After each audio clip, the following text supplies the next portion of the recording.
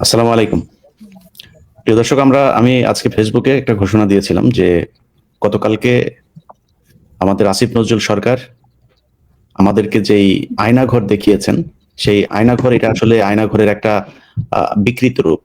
আয়নাঘরের আসল যে রূপ আমরা বিভিন্ন মানুষের কাছে এতদিন ধরে যেটা জেনেছি, এবং যারা এইসব আয়নাঘরগুলোতে র‍্যাব, ডিজিএফআই, পুলিশ বিভিন্ন বাহিনীর যে আয়নাঘরগুলো ছিল সেখানে যারা বন্দী ছিলেন তারা কালকের সেই বিষয়টা দেখে বিস্মিত। আমাকে বেশ কয়েকজন জানিয়েছেন যে ভাই এটা আয়নাঘরের আসল রূপ না।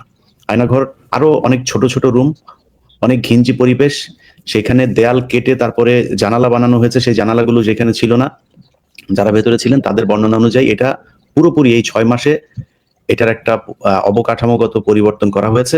সেই পরিবর্তন করে তারপরে মানুষের সামনে তুলে ধরা হয়েছে।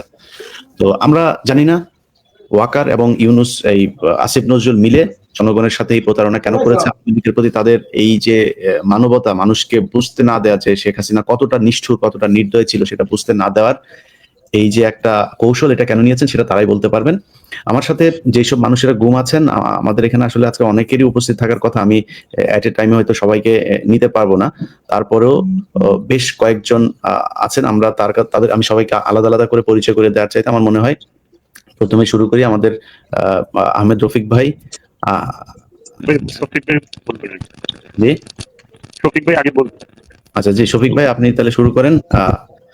আসলে আমরা যে আয়নাঘর দেখেছি সেই আয়নাঘরের কোন এক জায়গায় আপনিও ছিলেন, সো আপনি কেমন দেখেছেন, কালকে যেটা দেখেছেন তার মধ্যে কোনো পার্থক্য ছিল কিনা?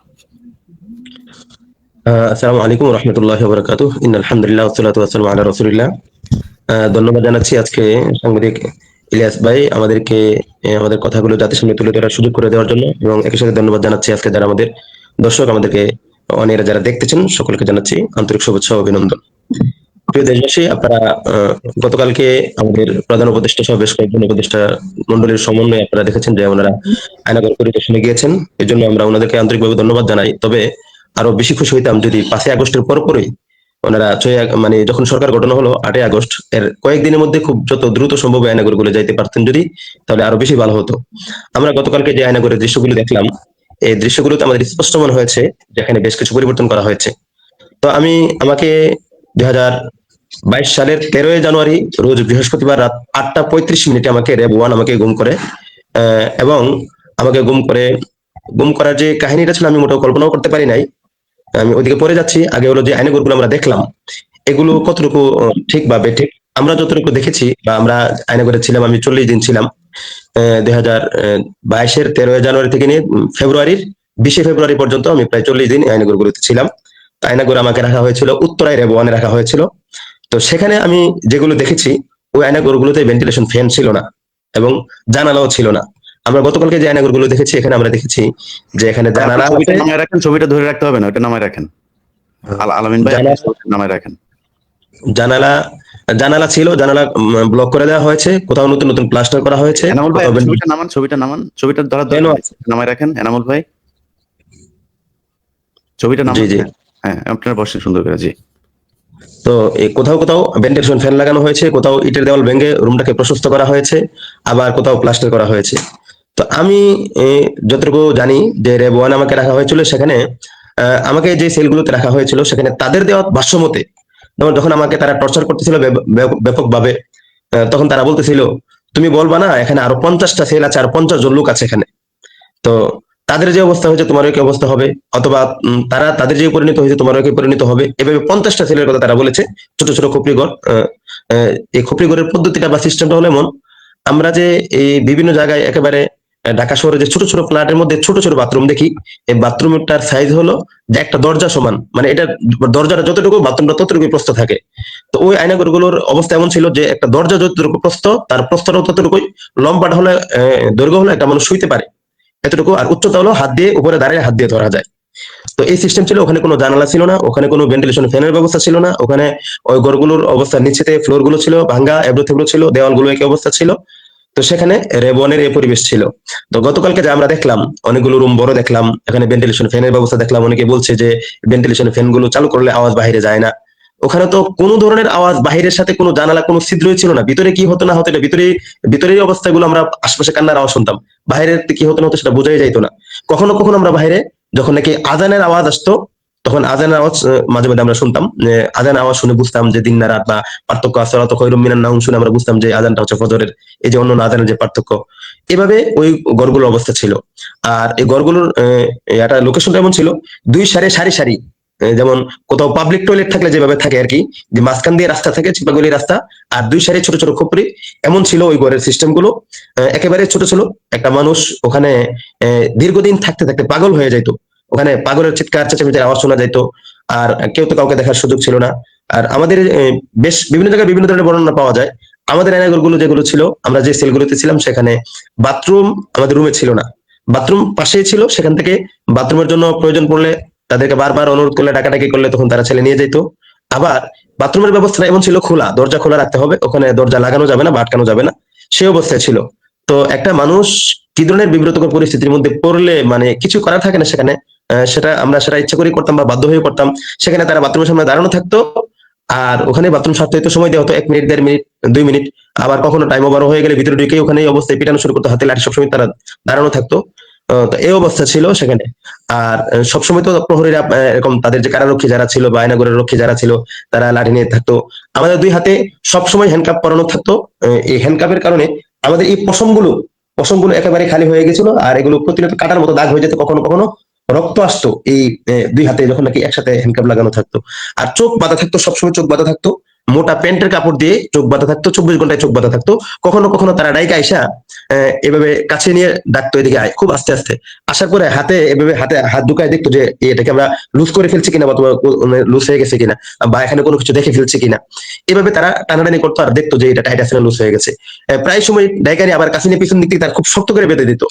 তো পরিবেশগুলো এমন ছিল যে ওখানে এক তো হাত সবসময় বাঁধা, আর ছোট্ট ঘর, ছোট্ট এর কোনো আলো বাতাসের ব্যবস্থা নেই, লাইটের ব্যবস্থা নেই, ফ্যানের ব্যবস্থা নাই। আর শক্ত করে মাথা বাঁধা থাকার কারণে মাথা প্রচন্ড ব্যথা হয়ে যেত। এই মাথা প্রচন্ড ব্যথার কারণে অনেকে চিৎকার করতো। মাথা শক্ত করে বাঁধার কারণ ছিল যেন দ্রুত পাগল হয়ে যায়। আর এমনি আমার ক্ষেত্রে আমি জানি না অন্যদের ক্ষেত্রে এমন হয়েছে কিনা, আমার ক্ষেত্রে আমার জন্য যে কেন জানি তারা আমার ক্ষেত্রে বিশেষ শাস্তি নির্ধারণ করলো, আমাকে তারা ঘুমাইতে দিবে না। প্রথম 2-3 দিন তারা ঘুমাইতে দিলেও লাগাতার 36 দিন আমার ঘুমের উপর নিষেধাজ্ঞা ছিল। দাঁড়ায় থাকতে হবে, বসা যাবে না, শোয়া যাবে না, ঘুমানো যাবে না। তো লাগাতার 36 দিন দাঁড়ায় থাকাটা আমার জন্য কতটা কষ্টকর ছিল। প্রথম 2-3 দিন সেটা কিছুটা স্বাভাবিক থাকলেও, বা প্রথম 2-3 দিনই আমার অবস্থা খুব খারাপ হয়ে গেছিল। আমি খুব চিৎকার চেঁচামেচি করতাম যে আমার মেরুদণ্ড ফেটে যাবে, এমন এক অবস্থা হয়ে গেছে। আমি তাদের কাছে অনেক কান্না করেছি, অনেক অনুনয় করেছি, অনেক হাতে পায়ে ধরেছি, অনেক রিকোয়েস্ট করেছি যেন আমাকে ব্যথার ট্যাবলেট দেয়, আমাকে যেন শোয়ার ব্যবস্থা করে, আমাকে যেন শুইতে যেন বাধা না দেয়। কিন্তু কথা একটাই, উপরের নির্দেশ, শোয়া যাবে না, স্যারের নির্দেশ, বসের নির্দেশ, শুইলে আমাদের চাকরি থাকবে না, তোকে শুইতে দেওয়া হবে না, ইত্যাদি ইত্যাদি অনেক কিছুই। তো ওখানে যে একটা দিন পার করা ছিল আমাদের জন্য একটা বছরের চেয়েও বেশি কষ্টকর ছিল। একটা মুহূর্ত পার করা মানে আমাদের এই সেটা 36 দিন কি আপনি মানে ছিলেন, দাঁড়ায় থাকতে পারছিলেন নাকি? পারা তো যায় না সেটা, মানে ওই আমরা বাধ্য থাকতাম। কখনো কখনো মানে তারা যে আসা যাওয়া করতো বোটের আওয়াজে বুঝতে পারতাম। কখনো কখনো তারা একটু দূরে চললে, তারাও তো ডিউটির ক্ষেত্রে পুরোপুরি মানে কখনো কখনো একটু লুজ হয়ে গেলে বা তারা একটু দুর্বল হয়ে গেলে অথবা ডিউটিতে একটু দূরে গেলে তখন একটু বসে যাওয়ার চেষ্টা করতাম। কিন্তু যখন আবার তারা আসছে তখনই দাঁড়ায় যেতাম, তাদের সামনে আমি বসতাম না, তাদের সামনে বসার চেষ্টা করতাম না। তারা, কারণ তাদের সামনে বসলে তারা পিটানোর জন্য লাড়ি নিয়ে আসতো, পিটা দিত। আর পিছন দিক দিয়ে হাত, আবার সামনে দিয়ে হাত বাঁধা ছিল, এটাকে পিছন দিক দিয়ে বাইদা উপরে ঝুলাই রাখার ইয়া করতো, লোহার মধ্যে উপরে ঝুলাই রাখার জন্য এভাবে করতো। আর কখনো কখনো যখন নাকি কান্না করার চেষ্টা করতাম, মোনাজাত করার চেষ্টা করতাম, তখন মোনাজাতের মধ্যে আওয়াজ হলে ডিস্টার্ব করতো। তেলাওয়াত করতে চাইলে তেলাওয়াতে আওয়াজ হলে ডিস্টার্ব করতো। নামাজ পড়তে চাইলে কখনো দিনে রাতের মধ্যে নামাজের মধ্যে যদি একটু আওয়াজ হইতো তখন এসা মানে লাঠি নিয়ে দরজার মধ্যে এই আওয়াজ করতো। আর আওয়াজ করা যাবে না, আওয়াজ করলে মারতে হবে, আওয়াজ করলে নামাজ পড়া যাবে না। এভাবে এই পরিবেশ তৈরি করে রাখা হয়েছিল। আর যখন রিমান্ড মানে যখন ওখান রাখার জায়গা, ওখান থেকে যখন নাকি জিজ্ঞাসাবাদের জন্য নিয়ে যাওয়া হয়তো, আমি জানি না কোথায় নিয়ে গেছে, সম্ভবত রেভ হেডকোয়ার্টার নিয়ে যাওয়া হয়তো। আমাকে ওখান থেকে বের করা হয়তো, বের করে একটা গাড়িতে ওঠানো হয়তো। গাড়িতে অনেকক্ষণ চলার পরে সেই গাড়ি আবার থামতো, আবার ওখান থেকে বের করা হয়তো। তারপর সেখানে বিভিন্ন ধরনের টর্চার রুম, টর্চার চেয়ার, তারপরে টর্চার টেবিল, এগুলোর সামনে তারা বিভিন্ন ফোর্স সহ অনেক মানুষ দাঁড়ায় লাঠি নিয়ে একবার আমাকে চেয়ারের মধ্যে বাঁধলো। তারপরে বাঁধার পরে আমাকে বিভিন্ন কিছু জিজ্ঞেস করে, আমার চোখের মধ্যে টিস্যু দিয়ে আটকাই দিল, বিভিন্ন কিছু জিজ্ঞেস করলো, অনেক কিছু জিজ্ঞেস করলো। জিহাদ কত প্রকার, জিহাদ কি, আমি জঙ্গি সংগঠনের সাথে জড়িত কিনা, কোন কোন সংগঠনের সাথে জড়িত, ইত্যাদি অনেক তথ্যই নাকি তাদের কাছে আছে। আমি বললাম আপনাদের কাছে যদি তথ্য থেকেই থাকে তাহলে আমাকে জিজ্ঞেস করছেন কেন? পরে বলতেছে যে আমরা তোর কাছ থেকে শুনতে চাই, তোর কাছে তুই কি জানোস, আমরা জানি তুই অনেক কিছু জানোস, তোকে আমরা অনেক দিন যাবত ফলো করি, এই করি সেই করি, অনেক কথা। তখন আমি বললাম দেখেন আমার মাদ্রাসা পূর্বাচলে, আমি যদি এই জাতীয় কোনো কর্মকাণ্ডে জড়িত হতাম, আমার ফেসবুক আইডি আপনারা খুঁজেন দেখেন আমার ফেসবুকে কোনোদিন আমি এই জাতীয় কোনো পোস্ট করেছি কিনা, কোনো পোস্টার, কোনো ভিডিও, কোনো কিছু শেয়ার করেছি কিনা। তারপর আমি আমার মাদ্রাসায় মাহফিল করেছি শেখ আহমদুল্লাহকে নিয়ে, আসন্না ফাউন্ডেশনের। আমি যদি অন্য কোনো মতাদর্শে আদর্শবান হইতাম তাহলে তো আমি শেখ আহমদুল্লাহকে না নিয়ে এই জাতীয় বক্তব্য যারা দেয় তাদেরকে নিয়ে আমি কথা বলাইতাম, তাদেরকে নিয়ে অনুষ্ঠান করাইতাম। আমি অনেক কিছু করে তাদেরকে বোঝানোর চেষ্টা করেছিলাম। আমার প্রথম বাচ্চা হয়েছে, তখন আমার বাচ্চার বয়স ছিল মাত্র 50 দিনের মতো। সে অবস্থায় আমাকে গুম করা হয়। গুমের আগের পরিবেশগুলো অত্যন্ত মানে খুব ক্রিটিক্যাল একটা পরিবেশ ছিল। আমাকে যখন গুম করা হয় তখন ঢাকা মোহাম্মদপুর আমি একটা কাজে গিয়েছিলাম, মাদ্রাসায় একটা কাজে গিয়েছিলাম। সেখান থেকে ফেরার পথে রাত 8টা 35 মিনিটে 13ই জানুয়ারি 2022 সালের রাত 8টা 35 মিনিটে রোজ বৃহস্পতিবার আমি রিক্সা থেকে নামছি, কৃষি মার্কেট, মোহাম্মদপুর কৃষি মার্কেট আলিফ বাস কাউন্টারে নামছি। আলিফ বাস কাউন্টার থেকে বাসে উঠে আমি কুড়িল বিশ্ব রোডে পূর্ব চলে আসবো। তো সেখান থেকে হঠাৎ করে দেখছি যে এলাকার লাইট গুলো অন্ধকার, কেন জানি লাইট গুলো জ্বালানো না, লাইট গুলো বন্ধ হয়ে আছে। এক লোক এসে আমাকে জিজ্ঞেস করলো, ভাই আপনি কি মুফতি শফিকুল ইসলাম পূর্বাচল মাদ্রাসার প্রিন্সিপাল? আমি বললাম জি, আমি শফিকুল ইসলাম। আমি ভাবছি হয়তো ফেসবুকে অনেকেই দেখে বক্তব্য শুনে বা অনেকেই জানে, ওই হয়তো এই দিক থেকে হয়তো জিজ্ঞেস করেছে। একথা বলতে আমাকে কয়েকজন ঘিরে ফেলে আর বলে যে আমরা, তখন তারা র্যাবের লোক পরিচয় দেয় না, তখন বলে যে আমরা ডিবির লোক, সোজা এই গাড়িতে উঠ, নতুবা এখনই ব্রাশ ফায়ার করবো বা শুট করবো। তো আমি বিষয়টা বুঝতে পারছি যে আসলে তারা আমার বড় ধরনের কোনো ক্ষতি করে ফেলবে। গাড়িতে ওঠার সাথে সাথে আমার ফোন নিয়ে যায়, ফোন নিয়ে আমার ফোনকে ফ্লাই মোড করে ফেলে। তখন আমি তাদেরকে জিজ্ঞেস করলাম আপনারা কারা? তখন তারা বলতেছে যে আমরা যে প্রশাসনের লোক, তোর সন্দেহ হয় কিনা? আমি বললাম আপনার যে প্রশাসনের লোক এর পরিচয় কি? তখন তারা দুইটা পরিচয় আমার সামনে তুলে ধরে। একটা পরিচয় হচ্ছে একজনের কার্ড দেখাইছে যে র্যাব ওয়ানের লোক, একটা বিষয়। আর 2 নম্বর বিষয় হলো যে তারা আমার পরিবারের পরিচয় দিতে থাকে, আমার বাড়ি কোথায়, আমার ছোট ভাই কি করে, আমার বাবা কি করে, আমাদের ব্যবসা বাণিজ্য কি আছে, ইত্যাদি ডিটেলস বলতে থাকে। তখন আমি বুঝতে পারলাম যে তারা প্রশাসনের লোক। তখন আমি জিজ্ঞেস করলাম আমাকে কেন নিয়ে আসছেন বা কোথায় নিয়ে যাচ্ছেন? তখন বলছে যে টেনশনের কোনো কারণ নাই, আমরা 2-3 ঘন্টা তোমার সাথে কথা বলবো, তো তারপরে তোমাকে দিয়ে আসবো। আমি বললাম দেখেন আমার বাবা খুবই অসুস্থ, গতকালকে রিপোর্ট আসছে করোনা পজিটিভ, উনি বাইরে যাওয়ার কথা ছিল, দুবাই যাওয়ার কথা ছিল, ফ্লাইট মিস হয়ে গেছে। আমার বাবা বৃদ্ধ মানুষ, ওনাকে জানান যে আমি প্রশাসনের কাছে আছি, আপনাদের কাছে আছি, ওনাকে জানান, তারপরে আপনারা যা করেন করেন। তখন তারা বললো যে না কোনো অসুবিধা নেই, তোমাকে 2-3 ঘন্টা পরে আমরা মাদ্রাসায় দিয়ে আসবো, আর সেটা জানানোর প্রয়োজন পড়বে না, আর যদি জানানোর প্রয়োজন পড়ে আমরা সেটা জানাবো। তো আমি তাদের কাছে এই কথাগুলো বলতেছিলাম। এর মধ্যে কিছুক্ষণ পরে তারা একজন বলতে, স্যার চশমা পরিয়ে দিব। একথা বলে একজন আমার মানে চোখ বেঁধে ফেলে। আর এভাবে চলতে থাকে, গাড়ি কোথায় যেন চলছে আমি জানি না। এভাবে চলতে চলতে এক পর্যায়ে ফোনে একজনকে বলতেছে মামা নিয়ে আসতেছি, তোমার মেহমানদারির ব্যবস্থা করো। মামা নিয়ে আসতেছি, মেহমানদারির ব্যবস্থা করার কথা তারা ফোনে বলতেছে। আর এতে করে আমি বুঝতেছি হয়তো আমার উপর তারা ব্যাপক টর্চার করবে, যেহেতু তারা প্রশাসনিক পরিচয় দিয়েছে। তখন আমাকে কোথায় যেন নিয়ে যায়, গাড়ি থেকে থামানো হয়। তারপরে সেখানে গাড়ি থেকে নামানোর পরে একজন আমাকে বলছে সামনে চলো, সামনে চল, উপরে। এভাবে করতে করতে দোতলায় নিয়ে যায়। সেখানে আমার গায়ের যে পোশাক ছিল, দোতলায় নিয়ে আমাকে প্রথমে সার্চ করা হয়। তারপর আমার গায়ের যে পোশাক ছিল, আমার পোশাক খুলে ফেলা হয়। তারপর আমাকে পাগলের পোশাক পরানো হয়। আমি মোটেও প্রস্তুত ছিলাম না, আমার সাথে এমন আচরণ করা পাগলের হয়। পোশাক কি ভাই?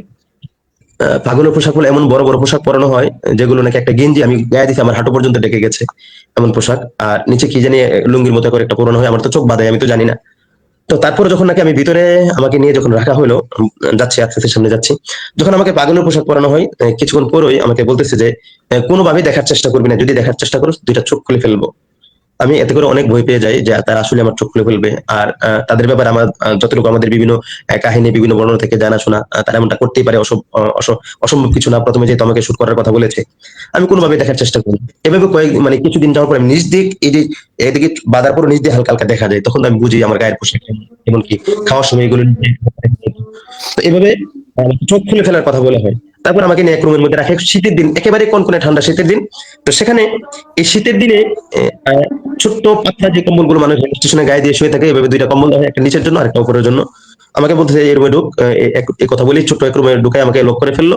আর তারপরে এই আচ্ছা, 2টা কম্বল দিলে শুয়ে এরপরে থাকে। ওইখানে কতদিন ছিলেন? এখানে আমাকে 40 দিন রাখা হয়েছিল। আচ্ছা, আমরা ওইখানে ওরা কি ধরনের আচরণ করে ওইটা আরেকজনের কাছ থেকে শুনি। আমাদের এই যে এনামুল ভাইয়ের যিনি এখন পর্যন্ত গুম হয়ে আছেন, তার পরিবারের সদস্যরা আছেন, আমি দেখছি যে ছোট বাচ্চাটা ঘুমিয়ে যাচ্ছে, আমরা ওনাদের কাছ থেকে একটু শুনে আসি। ভাই জি। একটু বলেন।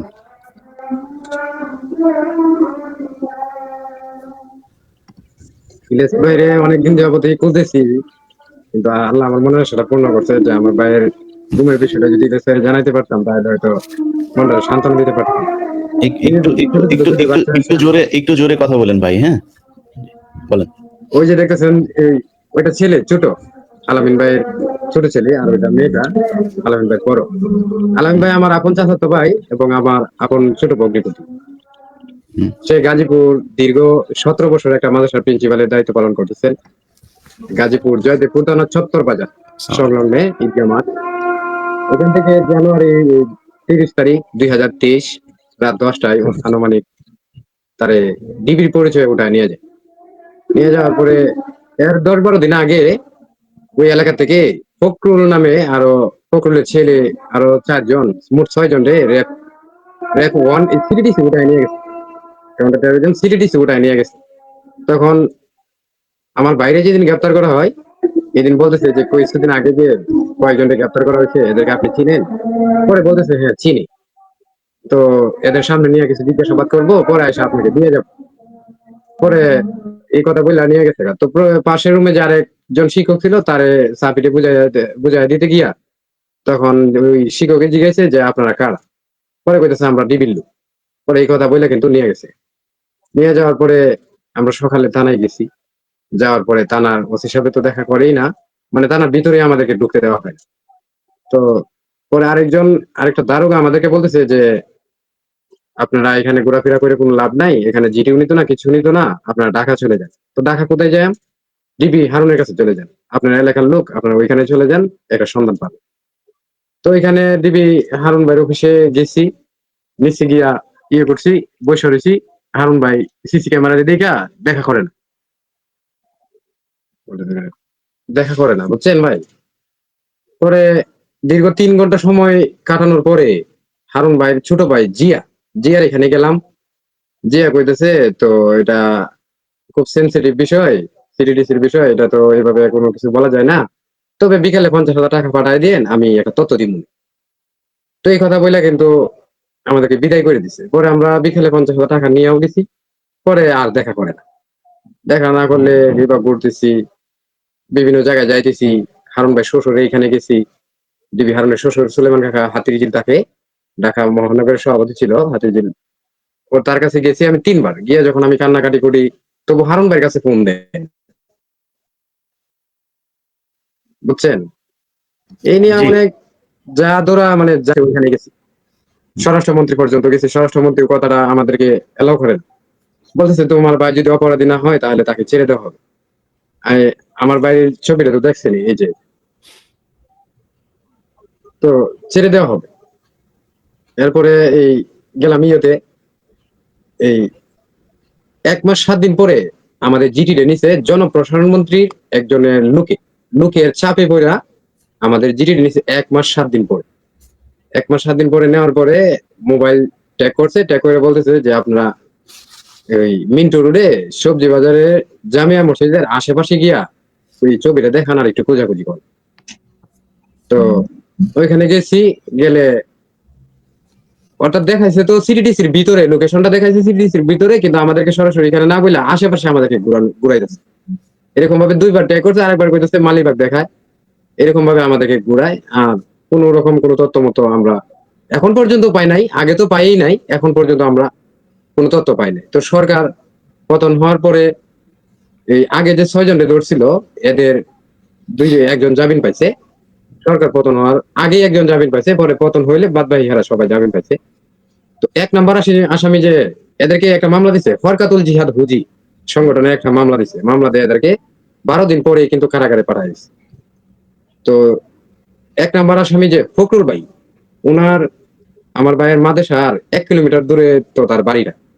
উনার যখন জামিন পাইছে তখন ওনার সাথে সাক্ষাৎ করলাম। উনি কইতেছে যে আলামিন হুজুরে অনেক মাইর করছে। প্রথম দিন যেদিন ধরে নিছে পরের দিনেই তার তালার মধ্যে 200 বাড়ি দিছে। একটা কমও দিছে না, একটা বেশিও দিছে না, বাড়ি দিছে ইএসসি ইস্তেক আহমেদ। আর গ্রেপ্তার করার সময় ছিল তহিদুল ইসলাম সুমন সিডিডিসি, সাব ইন্সপেক্টর তহিদুল ইসলাম সুমন, সাব ইন্সপেক্টর মনিরুজ্জামান। হ্যাঁ, আর এদের ইএসসি ইস্তেক আহমেদের তত্ত্বাবধানে আমার ভাইকে গ্রেপ্তার করা হয়। তো এই এসি ইস্তেক আহমেদে একটা বাড়ি কমও দেয় নাই ভাই, বেশিও দেয় নাই, পাক্কা 200 বাড়ি দিছে। বলছে মুকুল তোর কোনো কি আছে, হ্যাঁ তুই আফগানে গেছস, পাকিস্তানে গেছস, এই সেই জিগা। তো আসলে আমার ভাইটা এরকম না, আমার ভাইটা শুধু সাধারণ মানুষের মতো চলাফেরা করতো। ওই যে 2টা বাচ্চা যেদিন আমার ভাইটাকে গুম করে নিয়ে গেছে গা, এরপরের দিন যে 2টা বাচ্চারে একটা কেক কিনে দিব এরকম 10টা টাকাও আমার বোনের কাছে রাখে নাই, তার ওয়াইফের কাছে রাখে নাই যে বাচ্চাটা 10 টাকা দিই। এই অবস্থায় সে চলাফেরা করতো, 8-10 হাজার টাকা বেতন পাইতো। এই বেতন দিয়েই তার পরিবারটা নিয়ে চলতো। তো পরে ওই যে এসি 5 তারিখের পরের কথা বলেন। আগে তো আওয়ামী লীগ যা করেছে সেটা আমরা মোটামুটি জানি। মানে 5 তারিখের পরে আপনারা প্রশাসনের কাছে যান নাই বা সরকারের কাছে বা কোনো ছাত্রদের কাছে কারো কাছে গিয়েছেন? কি কি চেষ্টা করেছেন আপনি? 5 তারিখের পরে আমরা এই গুম পরিবারের একটা গ্রুপে আমরা এই যোগাযোগ করে বিভিন্ন জায়গায় আন্দোলন করছি। এই যে সচিবালয়ে গেছি, প্রধান উপদেষ্টার বাসভবনের সামনে ওইখানে অবস্থান করছি। হুম। এরপরে ওই যে কচুকিয়াত আয়নার ঘরের সামনে ওইখানেও আন্দোলন করছি। তো থানায় তহিদুল ইসলাম থানায় যান নাই? না, টানায় তখন গেছি, গেলে বলতেছে এখন তো এই ব্যাপারটা মানে তখন তার থানার মানে 10-12 দিন 15 দিন তো থানার মধ্যে এরকম কোনো পরিস্থিতি ছিল না, কার্যকলাপই ছিল না। এরপরে যান নাই? ডিবি অফিসে গেছি, এখানেও কোনো কার্যকলাপ ছিল না। তো ওই যে তহিদুল ইসলাম সুমন, মানে এখন ইলিয়াস তো ভাই, আছে, শুনেন কথা শুনেন, মানে এখন তো আছে, আপনি থানায় কার্যক্রম ছিল না মানে কি? থানায় কার্যক্রম ছিল না 7 দিন বা 10 দিন, মানে এখন আছে তো, এখন যান নাই? এখন আমরা এই আন্তর্জাতিক ট্রাইব্যুনালে এই যাওয়ার জন্য চেষ্টা করতেছি। মানে চেষ্টা করতেছেন? গতকাল, জি জি, চেষ্টা করতেছেন কেন? মানে আগে করেন নাই কেন? এতদিন করেন নাই কেন? আগেও আমরা এই গুম পরিবারের সবাই মিলে একটা অভিযোগ দিছি, জার্জির একটা লিখিত একটা অভিযোগ দিছি আমরা কোথায় কোথায়? আন্তর্জাতিক ট্রাইব্যুনালে। ওইখানে গেছি আমি, হ্যাঁ, পরে? ওইখানে অভিযোগটা দেওয়া হয়েছে। আর গতকালকে এই রবিবারে মনে হয় আন্তর্জাতিক ট্রাইব্যুনালে ওই শায়েকের ব্যবস্থা করে দিতেছে, এটা চূড়ান্ত এটা মামলা করবে শায়েক, মুফতি হারুন এজাহার। হারুন ইজার, হ্যাঁ। জি জি, আমার ওনার ছোট ভাই ওনার বড় ভাইরে বাদী বানায়। ওনার ওনার ওনার ওনার ওনার তালিকায় আপনি আছেন, এটাই তো? জি জি আছে। আচ্ছা, ওনার ছেলে মেয়ে কয়জন টোটাল? ও আমার ভাইয়ের ছেলে মেয়ে, একটা ছেলে একটা মেয়ে। ওই যে ওইটা ওইটা মেয়ে, আর ওই ছেলেটা ঘুমায় বসে বয়স বান্দার বয়স যে ছিল। বয়স বয়স কত এদের? 7 বছর? লাবিবার বয়স কত? 7 বছর? লাবিবার বয়স, ওই মেয়েটার বয়স 5 বছর আর ছেলেটার বয়স 3 বছর। উনি গুম হন কতদিন আগে? গুম হয়েছে 2023 সালে জানুয়ারি 30 তারিখে।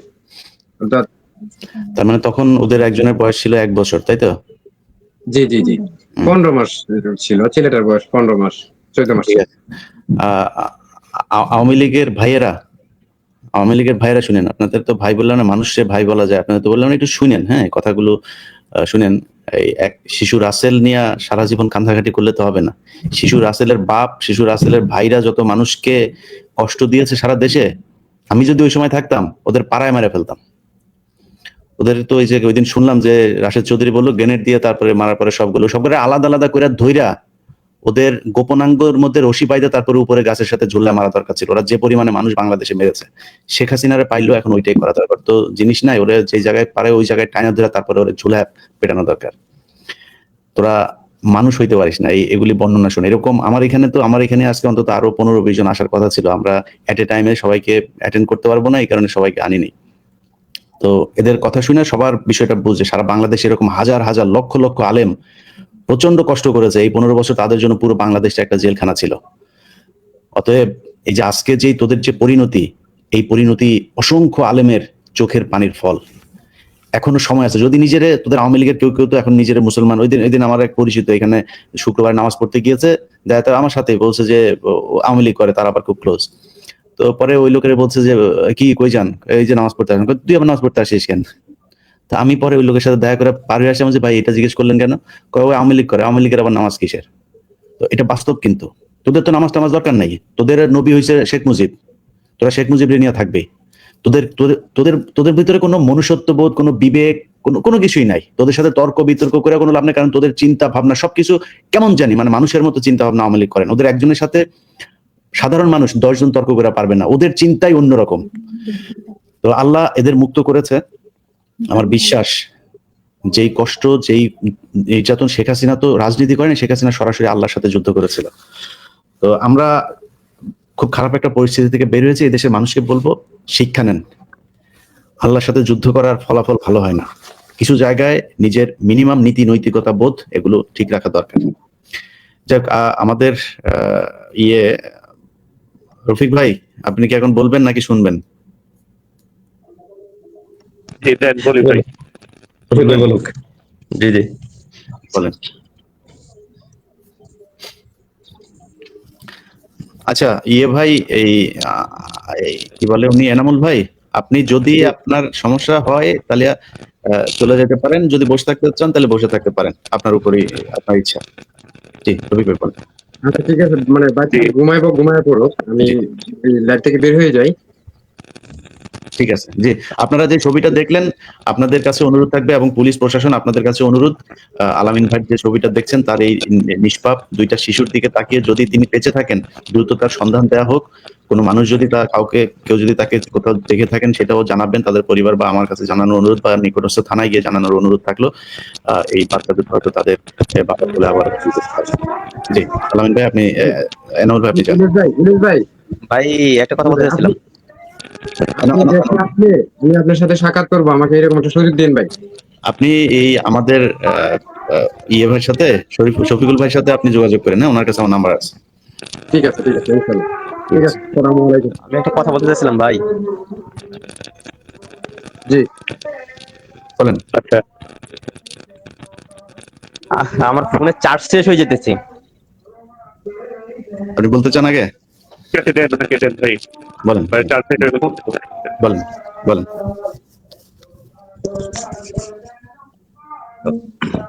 আমার নাম সোহেল রানা। আমার হোম ডিস্ট্রিক্ট শেরপুর, ঝিনাইগাতি জেলা। এই শেরপুর জেলা ঝিনাইগাতি উপজেলা। গান আমাকে কার বাড়ি? সিঙ্গাপুরে ধরা হয়। গান কোথায় বাড়ি ব্যাকগ্রাউন্ড দেয়? বাইরে মনে হয় ওয়াজ হইতেছে বোধহয় কোথাও, আমার মনে হয়, নাকি? আচ্ছা তাহলে মাইক থেকে সবাই যারা কথা বলতেছে না মাইকটা সোহেল ভাই এখানে বোধহয় ওয়াজ হচ্ছে কোথাও, না? জি আমার পাশে। ঠিক আছে বলেন, আমি বুঝতে পারছি, বলেন। আমাকে ধরা হয়েছে সিঙ্গাপুর থেকে। সিঙ্গাপুরে আমি 2 বছর ছিলাম। সিঙ্গাপুরে 2021 সালে 21শে জুন 21শে জুন মাসে আমাকে ধরা হয়। তো ধরার পরে 21 দিন রাখা হয় সিঙ্গাপুরে। সেখান থেকে পাঠাই দেয় দেশে 2021 সালে 13ই জুলাই। তো এয়ারপোর্টে আমাকে ধরা হয়, র্যাব র্যাব ধরে। এয়ারপোর্ট থেকে বের করে আমাকে র্যাবের কালো গাড়িতে ওঠায়। সেখানে আমার চোখ বেঁধে ফেলে। চোখ বেঁধে হাতে হ্যান্ডকাপ লাগে, সিটের নিচে মাথা দিয়ে দেওয়ার পর বলতেছে যে তুই কোনো কথা বলবি না, চুপ থাক, কথা বললে তো তোকে মেরে ফেলবো। তো আমি আর কোনো কথা বলি না ভয়ে। তো গাড়িতে প্রায় 40 মিনিট আধা ঘন্টার মতো আমাকে নিয়ে যায়। নিয়ে যাওয়ার পরে একটা জায়গায় বলতেছে যে এই গাড়ি থামাও। পরে আমাকে নামাইছে, নামানোর পরে বলতেছে এই সোজা যাও। তারপরে বলতেছে সামনে সিঁড়ি আছে, আস্তে আস্তে পা উঠাও। বলতেছে ডানে যাও বামে যাও, এইভাবে 2 তলায় নিয়ে গেছে। নিয়ে যাওয়ার পরে আমাকে ওই চোখ বাঁধা অবস্থায়, হাত বাঁধা অবস্থায় বলতেছে নে এই কাপড়গুলি পর। তো যা বুঝলাম আমি যে কাপড়গুলি হচ্ছে সম্ভবত লুঙ্গি আর গায়ের গেঞ্জি, সেরা ফাটা গেঞ্জি গন্ধযুক্ত গেঞ্জি দিচ্ছে, আমি পরছি সেগুলি। ভয়ে ছিলাম ওই সময়, তাদের সঙ্গে আর বাড়তি কথা বলিনি। তো ওই যেখানে রাখছে সেটা হলো উত্তরা র্যাব 6। উত্তরা র্যাব 6 এ রাখছে। আমি যেখানে ছিলাম শফিক ভাই সেখানে ছিল। আমি আর শফিক ভাই সামনাসামনি সেল ছিল।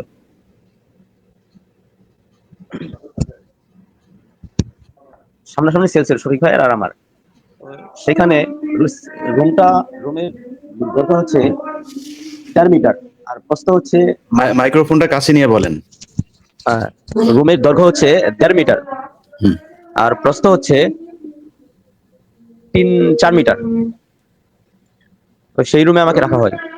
অন্ধকার রুম, ডান কাতে শুলে বাম কাতে দেওয়াল, এরকম একটা রুম। তো এই অবস্থায় আমাকে ওই একই রুমে হাত বাঁধা চোখ বাঁধা অবস্থায় 27 মাস রাখা হয়। আমাকে উঠতে বসতে অনেক নির্যাতন করছে সব সময়। যদি বলছি যে স্যার ওয়াশরুমে যাবো, গোসল করব, এই সমস্ত কথা বললেও, ওজোর কথা বললেও মারতো, সবসময় মারধর করতো। আর রুমের ফ্লোর ছিল অনেক ভাঙা। এই এখন যে সরকার যে ওই র্যাপস 1 এর যে ভিডিও যে প্রকাশ করছে আয়না ঘরে, সেটা মূলত ওই রুম না, অনেক পরিবর্তন করা হয়েছে। জানালা ছিল না, জানালা বানাইছে, ভেন্টিলেশন ফ্যান ছিল না, ভেন্টিলেশন ফ্যান লাগাইছে, এগুলি ওই সময় ছিল না। গরমের দিনে প্রচুর গরম লাগতো, শীতের দিনে কোনো শীতের কাপড় দিত না, 2টা কম্বল দিত পাতলা পাতলা, এই অবস্থায় রেখেছিল।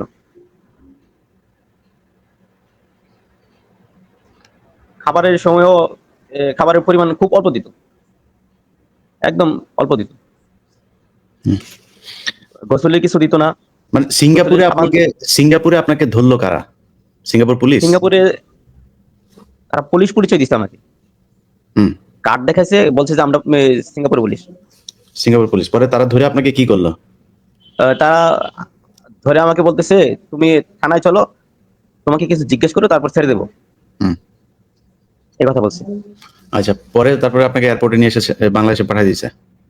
না, ওইখান থেকে 21 দিন রাখছে। 21 দিনে তারা আমাকে জিজ্ঞাসাবাদ করছে বিভিন্ন কিছু, বিভিন্ন সংগঠনের কথা বলছে, কিন্তু আমি এগুলো কিছু জানি না। ওগুলি সব কি সিঙ্গাপুরেরই লোক? জি। আচ্ছা, তারা বলছে বাংলাদেশ থেকে ইনফর্ম করা হয়েছে, এই জন্য তোকে আমরা ধরেছি।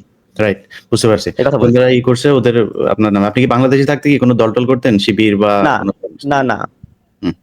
কোনো পলিটিক্স আমি করিনি, কোনো নামাজ পড়তেন? জি, নামাজ পড়তাম। ওকে, জি, তারপরে বলেন। ওইটা আপনার আপনার অন্যায়, ওইটা আপনি নামাজ পড়তেন কেন মিয়া? নামাজ পড়লে তো আপনার মার হবেই, ওটা আপনার অন্যায়। ওর বাপ ছিল হইলো গিয়া দেবদাস, ওর বাপ এই মুসলমানদের প্রতি ওর বাপেরও চরম আক্রোশ ছিল, ওরও সে একই রকম। বলেন। সেখানে ওই আয়নাঘরে র্যাব ওয়ানে তারা আমাকে বিভিন্ন সময় বিভিন্নভাবে নির্যাতন করতো। রাতের বেলা ঘুমাতে দিত না, হাতে হ্যান্ডকাপ লাগিয়ে পিছনে দিত, পিছনে হাত দিত যাতে রাতে ঘুমাতে না পারি। নামাজের সময় পিছনে হাত দিয়ে দিত। যদি আজানের সময় যদি বলতাম যে স্যার আমার উজু করা লাগবে, নামাজ পড়বো, এই কথা বললেও মারতো। আচ্ছা, অনেক নির্যাতন করতে, এরপরে কি সেটা বলেন। আপনাকে পরে তো ইয়েতে নিয়ে যাওয়া হয়েছিল। জি, তারপর ওইখান থেকে আমাকে র্যাব 6 খুলনাতে নিয়ে যায়। সে খুলনাতে নিয়ে যাওয়ার পর আমাকে বাথরুমে রাখছে। বাথরুমের ভিতরে খাওয়া, গোসল, নামাজ ওই সব এক জায়গায়। তারপর ওইখান থেকে আমাকে বাগেরহাটে চালান করে, মোল্লারহাট থানা থেকে।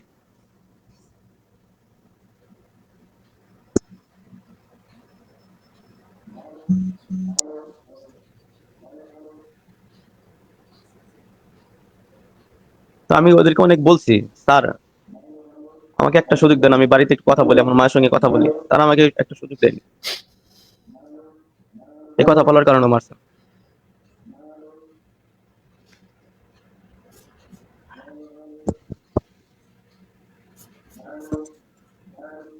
আমি আর কথা বলতে পারতেছি না। তারপরে কি হয়েছে বলেন। আপনি এই শফিকুল ভাই, ওনাকে কি ইন্ডিয়া নিয়ে গেছিল? কাকে, ওনাকে নাকি? আপনার আনমিউট করেন।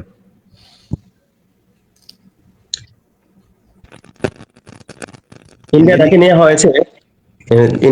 হয়েছে, তার সাথে আমি আজকে কথা বলে যোগাযোগ করার চেষ্টা করেছি। আচ্ছা, উনি উনি এখনো ভয় পাচ্ছে যে উনি যদি লাইভে আসে তাহলে ওনাকে আবারও ধরে নিয়ে যাবে, আবারও কিছু করবে, সে আশঙ্কা করছে, এজন্য লাইভে আসলে।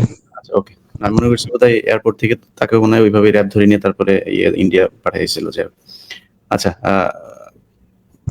ভাই, রফিক ভাই, আপনার কাছেই যাই, বলেন। ভাই আমি বের হইলাম।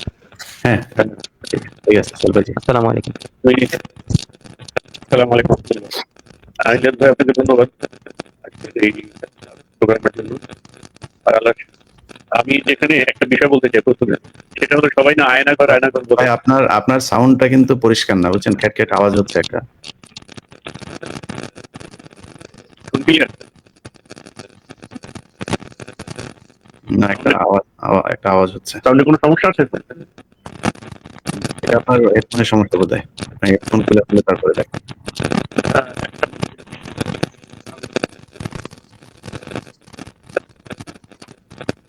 এখন ঠিক আছে ভাই? না, আপনার ওয়্যারের সমস্যা বোধ হয়, আপনার হেডফোনের ওয়্যারের সমস্যা। এটা খ্যাট খ্যাট খ্যাট খ্যাট আওয়াজ হচ্ছে একটা।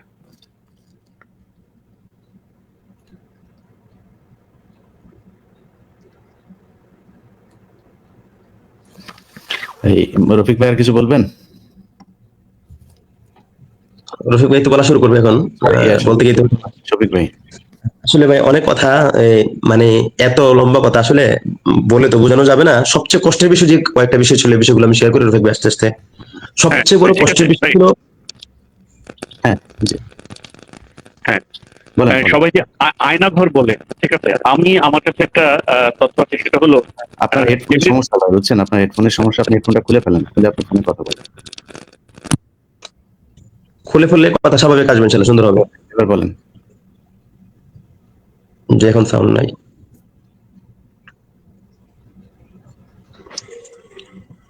শফিক ভাই আপনারা শেষ ভাই করি, এখন তারপর শোনা যায়? আপনাকে শেষ করবো। হেডফোন খুলে ফেলছি, জি এখন ক্লিয়ার আছে। এখন কোনো সাউন্ডের সমস্যা হলো না। হ্যাঁ এখন ঠিক আছে ভাই, এখন ঠিক আছে, বলেন। এখন ভাই এখন শোনা যায়? হ্যাঁ এখন ঠিক আছে, বলেন।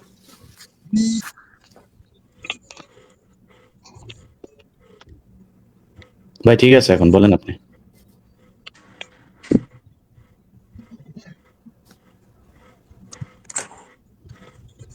ভাই শোনা কি যাচ্ছে এখন? জি শুনতে পাচ্ছি সবাই। শফিক ভাই আপনি শেষ করেন, হ্যাঁ আপনার শেষ আচ্ছা, করেন। আমার এখানে সাউন্ডে খুব অসুবিধা হচ্ছে। শফিক ভাই আপনি বলেন। আচ্ছা, যে রফিক ভাই বলুক, শফিক ভাই, হয়তো চলে আসবে। শফিক ভাই আপনি বলেন, আমাদের সময় নেই, বুঝছেন? কারণ অলরেডি 43 মিনিট হয়ে গেছে, আমাকে সময় নষ্ট করে যাবে, আপনি বলেন। জি ভাইজান আসছে। তো সবচেয়ে বড় সমস্যা যেটা হলো সেটা হচ্ছে আমরা সময় বুঝতাম না যে দিন কখন রাত কখন। শুধু আজানের পার্থক্য, দিন রাত পার্থক্য করলো, কিন্তু টাইমিং সারাদিন আমি জানি যে দিন আছে, কিন্তু কয়টা বাজে এটা বুঝতে পারতাম না। এটা বড় সবচেয়ে বড় সমস্যা। সবচেয়ে বড় কষ্ট লাগার বিষয় ছিল, আর কষ্ট লাগার বিষয় ছিল, আমি ব্যক্তিগতভাবে মানে এই কষ্টটা পাইতাম, জানি না অন্য কেউ পাইতো কিনা। যে আমার কাছে মনে হতো যে এই যে চোখ বাঁধা সারাক্ষণ অন্ধকার, যে আকাশ দেখতে কেমন, মানে যে আকাশের যে শুভ্রতা সাদা, এটা দেখার জন্য আমি পেরেশান থাকতাম। বা একটু যদি গাছ দেখতে পারতাম বা মানুষ দেখতে পারতাম, তারপর হচ্ছে গায়ে যদি একটু রৌদ্র লাগাইতে পারতাম। আকাশ দেখতে পারা, গাছ দেখতে পারা, গায়ে রৌদ্র লাগানো, এগুলো যে আল্লাহ সুবহানাহু ওয়া তাআলার অনেক বিশাল বড় নিয়ামত। এগুলো তখন দীর্ঘ লম্বা সময় এগুলো থেকে বঞ্চিত হয়ে যে মানে অনেক অনেক বেশি কষ্ট পেতাম, যে হাত পা বাঁধা অবস্থায় আরো কষ্ট হলে কান্না আসতো আর কি। কান্না ছাড়া তো কিছু করার ছিল না, দোয়া করা ছাড়া কিছু করার ছিল না। আর তাদের কাছে অনেক রিকোয়েস্ট করেছি বাড়িতে একটু জানানোর জন্য যে আমরা বেঁচে আছি, আমরা যে পৃথিবীতে বেঁচে আছি এই খবরটা জানানোর জন্য। তারা আমাদেরকে ওয়াজ করতো, তো ওনারা শহীদ হইতে চাও তো এখানে শহীদ হইতেই তো আসছো, তোমাদেরকে শহীদ করা হবে, অসুবিধা কি? মানে এইভাবে তারা আমাদের সাথে আর কি করতো, মস্কারা করতো। আমি অনেক রিকোয়েস্ট করেছিলাম যে আমার মাদ্রাসা বোর্ডিং এর চাল নাই, বা মাত্র এক বস্তা চাউল ছিল আমি যখন গ্রেফতার হই। তখন মাদ্রাসা কিভাবে চলছে আমি জানি না, আমি একটা এতিমখানার পরিচালক, কিভাবে আপনারা আমাকে এখানে নিয়ে আসছে, এখানে কেন নিয়ে আসলেন, আমাকে দ্রুত মাদ্রাসা ফিরিয়ে দিয়ে আসেন। তখন আমাকে উল্টা তারা বোঝানোর চেষ্টা করতো, তুমি যদি এই মুহূর্তে মারা যাও তাহলে পৃথিবী কি তোমার জন্য অচল হয়ে থাকবে? পৃথিবী সবকিছু তোমার জন্য অচল হয়ে থাকবে না, সবকিছু চলতে থাকবে, তুমি মনে করো শহীদ হয়ে গেছো, আর এগুলো সব আর আল্লাহর উপর কোনো ছেড়ে দাও। আর কোনো গুরুত্বপূর্ণ কথা আছে আপনার? তো এখন গুরুত্বপূর্ণ যে বিষয়টা সেটা হচ্ছে যে ওখানের অনেক অনেক টর্চার শিকার, এটা সময় করে হয়তো অন্য সময় বলবো। বাকি আয়না করে যে যে রূপটা যেটা আপনি বললেন যে কেমন দেখতে, আমরা গতকাল যেটা দেখলাম ওইটার সাথে কিছুটা আমরা একমত পোষণ করি না, আমরা কিছুটা ভিন্ন মত পোষণ করি। এবং র্যাব ওয়ান, আমার মূল কথা হচ্ছে র্যাব ওয়ান থেকে আয়নাগর গুলো উন্মোচন করা হোক। এই আমাকে গুম করার কারণে, আমাকে অন্যায়ভাবে মিথ্যা মামলা দেওয়ার কারণে আমি নিজে ক্ষতিগ্রস্ত হয়েছি, আমার প্রতিষ্ঠানের ছাত্র সব চলে গেছে, প্রতিষ্ঠান নষ্ট হয়ে গেছে। আমার ছোট ভাইকে ঢাকা বিশ্ববিদ্যালয়ের চাকরি থেকে তাকে বাতিল করা হয়েছে। কেন? সে আমার সন্ধান চেয়ে ফেস দ্য পিপলে লাইভ করলো। আমার সন্ধান চেয়ে কেন ফেস দ্য পিপলে লাইভ করলো? সেজন্য ঢাকা বিশ্ববিদ্যালয়ে রিসার্চ অফিসার হিসেবে নিয়োগ পাওয়ার পরও শুধুমাত্র আমার সন্ধানে বিভিন্ন জায়গায় ঘোরাফেরা করার কারণে, আমার সন্ধান চাওয়ার কারণে তাকে ঢাকা বিশ্ববিদ্যালয়ের রিসার্চ অফিসার থেকে চাকরি থেকে তাকে বাতিল করা হয়েছে, তাকে নিয়োগ বাতিল করা হয়েছে। আমার বাবার ব্যবসা বাণিজ্য ক্ষতিগ্রস্ত হয়েছে, মা বাবা অসুস্থ হয়েছে। চাকরি চাকরি ফিরে দেয় না এখনো? না এখনো ফিরিয়ে দেয়নি। কি বলে ওনারা, এখন কি বলে? তারা এর পরিবর্তে অন্য কাউকে নিয়োগ দিয়ে নিছে, নাম তার কি? নিয়োগ বাতিল করে। আপনার ভাইয়ের নাম কি? আমার ছোট ভাইয়ের নাম হচ্ছে সিরাজুল ইসলাম মিলন। আর তাকে যে চাকরি থেকে বাতিল করেছে তখন আওয়ামী লীগের যে ছিল আব্দুল সামাদ সম্ভবত, যে প্রক্টর নাকি, যে ভাইবা বোর্ডের যে ছিল, সে বলছে তুমি তোমার ভাই রাষ্ট্রদ্রোহী মামলায়, আর তুমি তার সন্ধান চেয়ে তুমি ফেস দ্য পিপলে লাইভ করেছো, কোনো রাষ্ট্রদ্রোহীর ভাইকে ঢাকা বিশ্ববিদ্যালয়ের মতো প্রতিষ্ঠানে চাকরি দেওয়া হবে না। বুঝতে পারছি। আলতাফ ভাই আপনারটা শুনি, বলেন ভাই। আসসালামু আলাইকুম রহমতুল্লাহ, আমি আলতাফ হুসাইন। তো আমি 2013 সালে 5ই মে, যেদিন মানে শাপলা চত্বরের যে রাত, শাপলার রাত, ওই দিন আমি হচ্ছে আপনার কাকরাইল থেকে আমি গ্রেফতার হয়েছিলাম 8টার সময়। আমি দুপুরবেলা থেকে ওখানেই ছিলাম। তো লাশ এই আপনার পল্টন মোড় থেকে কাকরাইল ইসলামী ব্যাংক হাসপাতালে মোটামুটি আমি 11টার মতো লাশ আমি আনি ভ্যানে করে। তো লাশ আমি বের হওয়ার পরে ইশারের টাইমে আমাকে হচ্ছে ওই সময় পুলিশ গ্রেফতার করে নেয়। তো এই সময় মোটামুটি আমি একটু মার্ক হয়ে যাই, যে হেফাজতের সময় যেহেতু আমি অ্যারেস্ট। তো তারপর থেকে আমি প্রায় 3 মাস ওখানে জেল খাটি, 3টা মামলা দেয় আমাকে। তো এরপরও আমি বের হওয়ার পরেও ফেসবুকে আমি মানে হেফাজতের গণহত্যা কিংবা এগুলো নিয়ে সরকার মানে লুকোচুরি খেলছে কিংবা এগুলো তারা ধামাচাপা দিতে চাইছে, এগুলো নিয়ে সবসময় আমি সরব ছিলাম ফেসবুকের মধ্যে। তো এরই পরিপ্রেক্ষিতে যখন আমি হেফাজতের সময় জেলে যাই, তখন বর্তমানে এই 21শে আগস্ট মামলায় যারা এই খালাস পেয়েছে তাদের কয়েকজনের সাথে আমার মানে কথা হয়। তো ওই কথার মধ্যে আমি মানে তাদের কয়েকজনের ব্যাপারে জানতে পারি যে এরা আসলে একবারই নির্দোষ।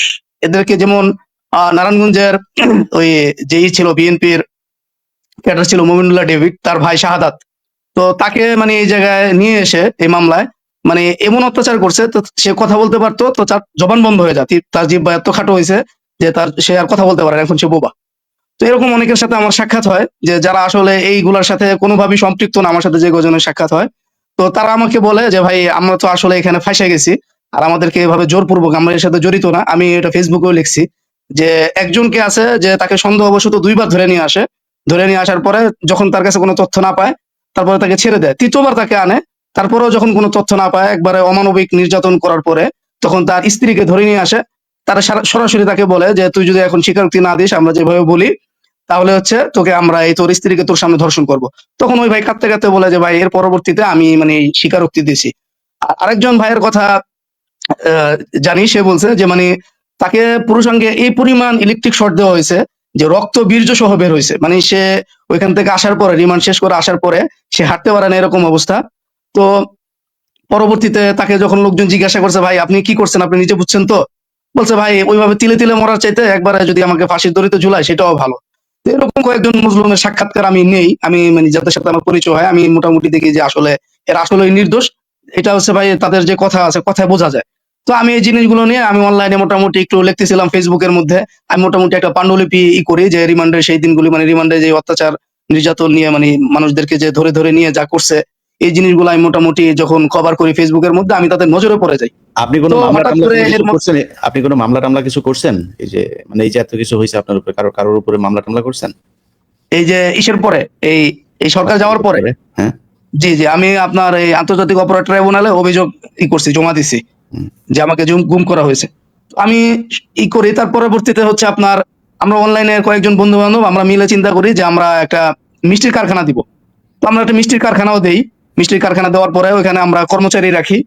তো ওই সুবাদে আমি হচ্ছে গাজীপুরে শ্রীপুর থানার জৈনা বাজারে একটা ডিস্ট্রিবিউশন কোম্পানি রুচি রাঁধুনির অনেক বড় একটা হাউস, তো ওখানে প্রায় 1 কোটি টাকার ব্যবসা, এটা হচ্ছে আমি হচ্ছে ম্যানেজার হিসেবে ছিলাম। তো আমি যেহেতু আলেম এই হিসেবে তারা আমাকে নিয়োগ দিয়েছে যে বিশ্বাস করে। তো আমি ওই কোম্পানির জুন মাসের হচ্ছে 14 তারিখ, 2015 সালের জুনের 14 তারিখ আমি হচ্ছে ওই কোম্পানির দিতে যাই, এই ভ্যাটের কাগজ আমি ব্যাংকে জমা দিয়ে, ব্যাংকে টাকা জমা দিয়ে উত্তরায় আমি হচ্ছে ওই কাগজ যখন জমা দিতে যাই তখন নামাজের সময় হওয়ার পরে আমি টঙ্গীতে এই স্টেশন রোডে নামি। স্টেশন রোডে ওই হাসপাতালটার সাথে যে মসজিদটা আছে ওই মসজিদে যখন আমি নামাজ পড়ি তখন হচ্ছে একদল লোক আসে, 4-5 জন লোক আসে। তো আমার কাছে টাকা ছিল আমার কাছে, আর আমার সাথে ওই মিষ্টির যে এই পার্টনার মানে মিষ্টির কারখানার সেও আসে। তো সামনে যেহেতু রমজান সেহেতু আমার টাকাটা আমরা দিব, আমি টাকা দিব 50,000 পার্টনারে মানে যোগ হওয়ার জন্য। তো আমি যখন তাকে টাকাটা দেই এর কিছুক্ষণ পরেই 5-6 জন লোক আসে। 5-6 জন লোক আসার পরে এদেরকে দেখে মনে হয় যে এরা মানে গুন্ডা টাইপের লোক, কারণ কানে এসে দুল দেওয়া, হাতে চেন টেন পরা, ব্রেসলেট পরা, গলায় এই সোনালী স্বর্ণের চেন টেন। আচ্ছা, আপনি আটক ছিলেন? আপনি আটক ছিলেন কতদিন? আমি 19 দিন গুম ছিলাম। আমি কোথায় ছিলেন? র‍্যাব 1-এ ছিলাম।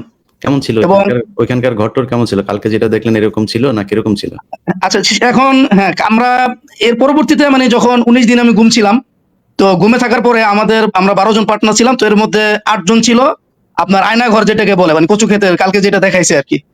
তো ওরা আমাদের কাছে তাদের অভিজ্ঞতা যে বর্ণনা করছে, যেভাবে সেলের কথা বলছে, রুমের কথা বলছে, কালকে আমরা ওটার সাথে কোনো মিল পাই নাই। এটা দেখে মানে আমরা অবাক হইছি, এবং আমাদের যে ওই যে যারা ছিল ওইখানে মানে আমাদের সাথে সংযুক্ত করে দিয়েছিল। আপনি ছিলেন ওইখানে?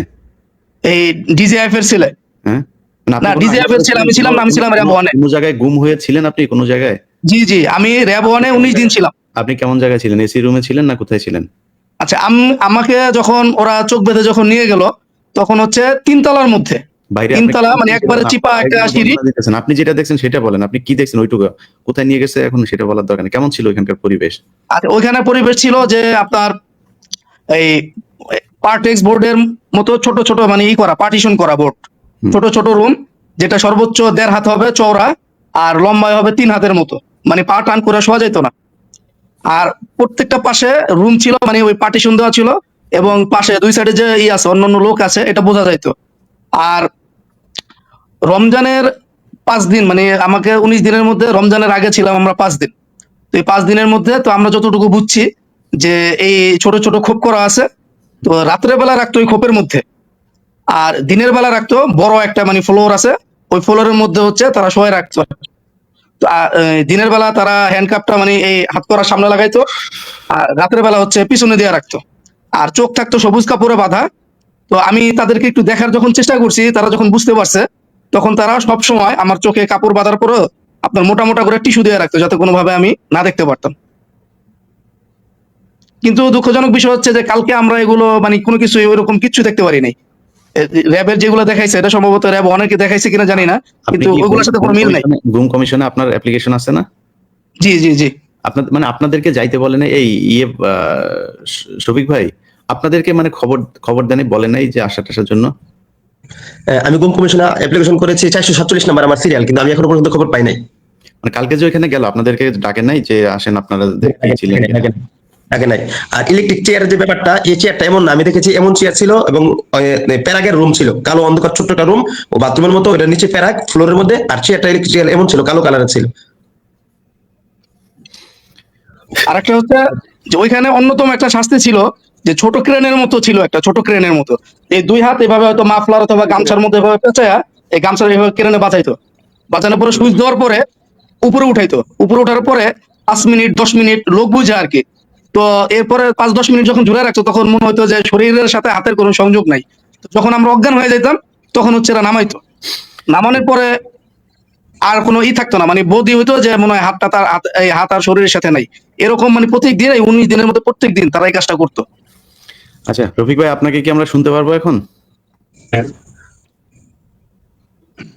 আমি মাইকটা বুঝলাম না, মানে হঠাৎ কেন ডিস্টার্ব দেওয়া আরম্ভ করলো। এখন কি শোনা যাচ্ছে? এখন ঠিক আছে, সব ঠিক আছে, পারফেক্ট। আচ্ছা, আমি এখানে আমি তো, আমার নাম তো আহমেদ রফিক, একটা প্রকাশনা প্রতিষ্ঠানের সাথে আছি।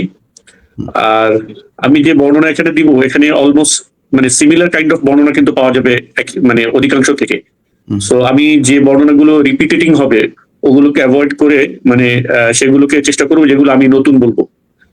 তো এখানে একটা বিষয় হলো যে সবাই আয়নাঘর বলে না, তো আমার জানা মতে রিয়েল এক আয়নাঘর আছে, মানে যেটা আক্ষরিক অর্থে চারপাশ থেকে আয়নাঘর মানে আয়না দেওয়া।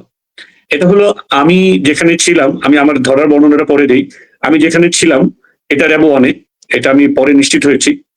তো আমার সামনের সেলে একটা ছেলে ছিল, তো একদিন ওকে জিজ্ঞাসাবাদে নিয়ে যায়, জিজ্ঞাসাবাদে নিয়ে যাওয়ার পরে ও ধরেন ঘন্টা 2-3 পর ওকে আবার নিয়ে আসে। আসার পরে আমরা তো মানে অনেক আস্তে আস্তে কিংবা আপনার ওই ওয়ালে এরকম আঙ্গুলে ইশারা করে করে লিখে মানে কথা বলা যেত যখন সেন্টারের ভিতরে থাকতো না, আদারওয়াইজ তো full time handcuffed and full time আপনার ব্লাইন্ড ফোল্ডেড। ওই ছেলেটা বললো যে আমাকে একটা অদ্ভুত জায়গাতে নিয়ে যাওয়া হয়েছে। কিরকম? বললো যে এটা চারপাশে শুধু আয়না, গ্লাস চারিদিকে। হ্যাঁ, তো মানে শুধু চারিদিকে আয়না, আমি মাঝখানে বসা। আমাকে নিয়ে ওই ছেলেটাকে নিয়ে বললো যে তুমি এখানে বসো, তোমার সাথে আমাদের বসেরা কথা বলবে। তো তাকে অনেকক্ষণ ওখানে বসায় রাখছে, মোর দেন অ্যান আওয়ার। বসায় রাখার পরে কোনো কথাবার্তা বলে না, কিছুক্ষণ পর আবার এসে বলে যে তুমি বসো, তোমার সাথে আমাদের বসেরা কথা বলবে। এরকম আপনার যত সময় ওখানে বসেছিল ও বসেই ছিল, এরপর ওকে আবার ব্যাক করে নিয়ে আসে। ওর সাথে অ্যাকচুয়ালি কোনো ইয়েতে যায় না, কথাবার্তা বলে না। তো বললো যে চারপাশে আয়না, কিছু দেখা যায় না, চারদিকে তাকে আমি শুধু আমার ছবি দেখি। ঠিক আছে, তো আমি তখন এই জিনিসটা বুঝতে পারি না যে এটা আসলে ব্যাপারটা কি ছিল।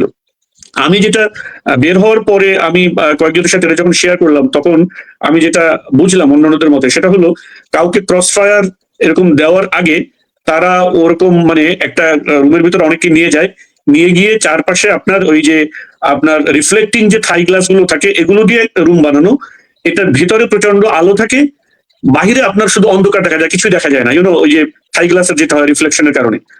তো ওই পাশ থেকে তাকে অবজার্ভ করে যে his body language, his attitude, তারপরে তার মানে নানা রকম অঙ্গভঙ্গি হয়তো তারা পর্যবেক্ষণ করে before they make final decision to মানে take him to crossfire বা এরকম কোনো মেজর ডিসিশনের জন্য। সো এখানে আমি যেটা বলতে চাচ্ছি সেটা হলো রিয়েলি দেয়ার ইজ আয়নাঘর। ঠিক আছে, আমি জানি না এইটা যা কিছু দেখানো হয়েছে তার ভিতরে এই জিনিস দেখানো হয়েছে কিনা। সো আয়নাঘর বলতে যে মানে ব্যবহারিক অর্থে যে যেখানে এই ধরনের সেফ হাউস বা টর্চার সেল, মানুষকে গুম করে রাখার সেল, এটা তো একটা ব্যবহারিক অর্থে আয়নাঘর বলা হয়। আমি যেটা বললাম সেটা হলো আক্ষরিক অর্থেও এই সকল স্থাপনার ভিতরে কোথাও কোথাও আয়নাঘর আছে এমন এক। দ্বিতীয়ত আমি যেটা আমার ধরার বর্ণনার যে ব্যাপারটা আমাকে নিয়ে যাওয়ার যে বর্ণনাটা আমি দিতে চাই সেটা হলো আপনার 2016 আপনার অগাস্টের আপনার শুরুতে একেবারে মানে জুলাইয়ের শেষে অগাস্টের শুরুতে 1 তারিখ অথবা শেষের দিন এরকম। তো আপনার আমি আমার বাচ্চাদেরকে স্কুলে দিতে গিয়েছি, বাচ্চাদেরকে স্কুলে দিতে গিয়ে স্কুল থেকে ওদেরকে স্কুলে ড্রপ করে নেমেছি। নামার পরেই কয়েকজন মানুষ এসে আমাকে বললো, আপনি কি আহমেদ রফিক, সিয়ান পাবলিকেশনের ম্যানেজিং ডিরেক্টর? আমি বললাম ইয়েস। বললো যে এটা বলতে বলতে actually I was surrounded by মানে কেউ দেখতে গাঞ্জুতি এরকম টাইপের লোকজন। মানে ওরা কিছু লোকজন এই ধরতে আনতে যাওয়ার সময় এরকম কিছু লোকজন ওরা পালে যাদেরকে দেখলে আপনার সিভিলিয়ান মনে হবে। ফোর্সের যে একটা ফিজিক্যাল অ্যাপিয়ারেন্স আছে না, ওরকম না এগুলো। হ্যাঁ, মানে দেখলে মনে হবে আপনার গাঞ্জুতি, হিরোইন এরকম টাইপের লোকজন।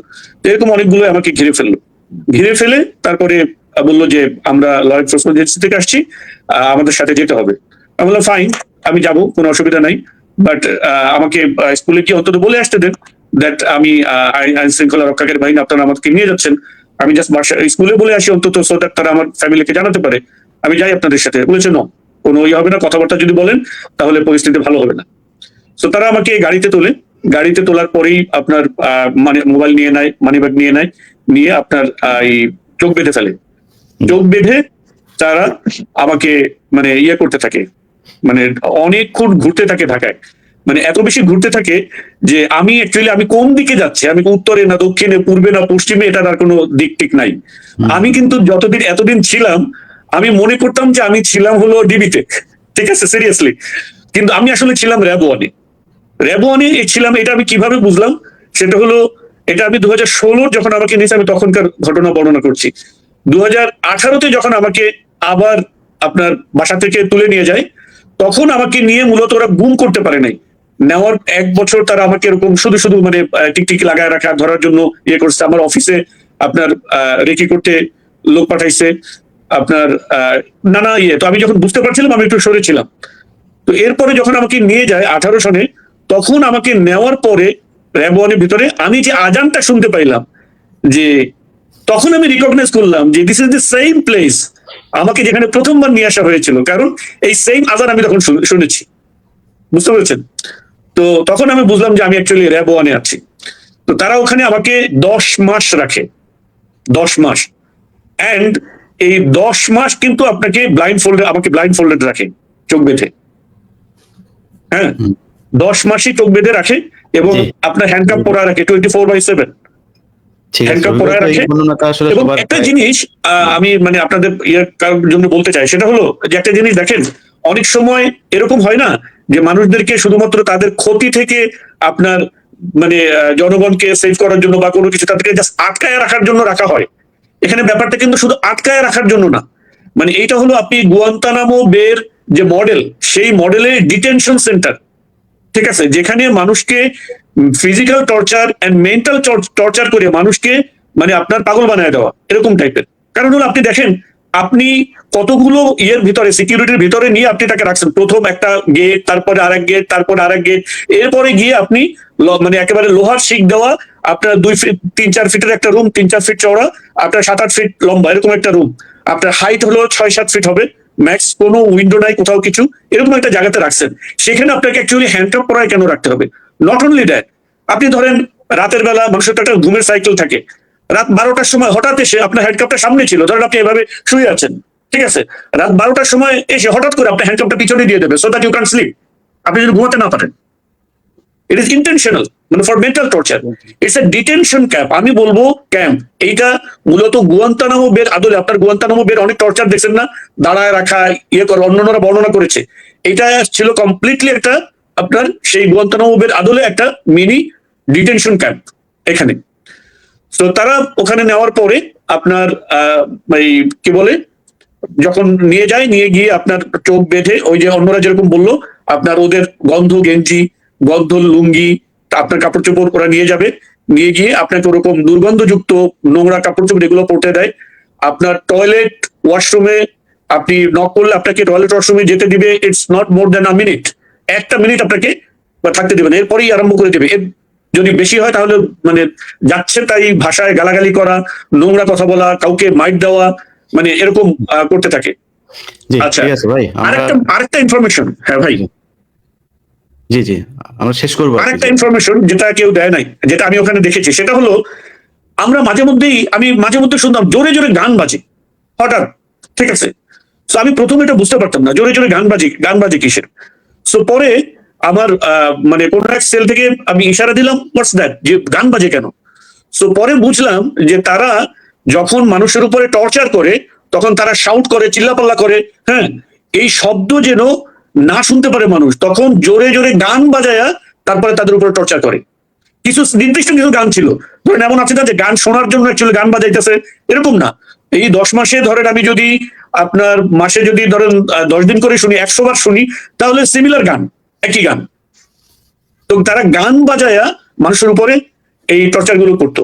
হ্যাঁ, জিজ্ঞাসাবাদের সময় আপনার এইটা আমার ধারণা যে এটা আপনার টিএফআই সেল, যেটা টাস্ক ফোর্স ইন্টারোগেশন সেল, যেটা এইটা আপনার ইয়েতেই ছিল, র্যাব 1-এ ছিল, যেখানে আপনার বিভিন্ন আপনার ইন্টেলিজেন্সি থেকে তারা এসে এখানে আপনার জিজ্ঞাসাবাদ করতো। কারণ একবার এক এক রকম অফিসাররা আসতো, তাদের মানে স্টাইল অফ আর্গুমেন্ট ভিন্ন, টপিক অফ আর্গুমেন্ট ভিন্ন, স্টাইল অফ ডিসকাশন ভিন্ন, তারপরে as if they know nothing, একেবারে নতুন করে কথাবার্তা বলা আরম্ভ করবে এরকম।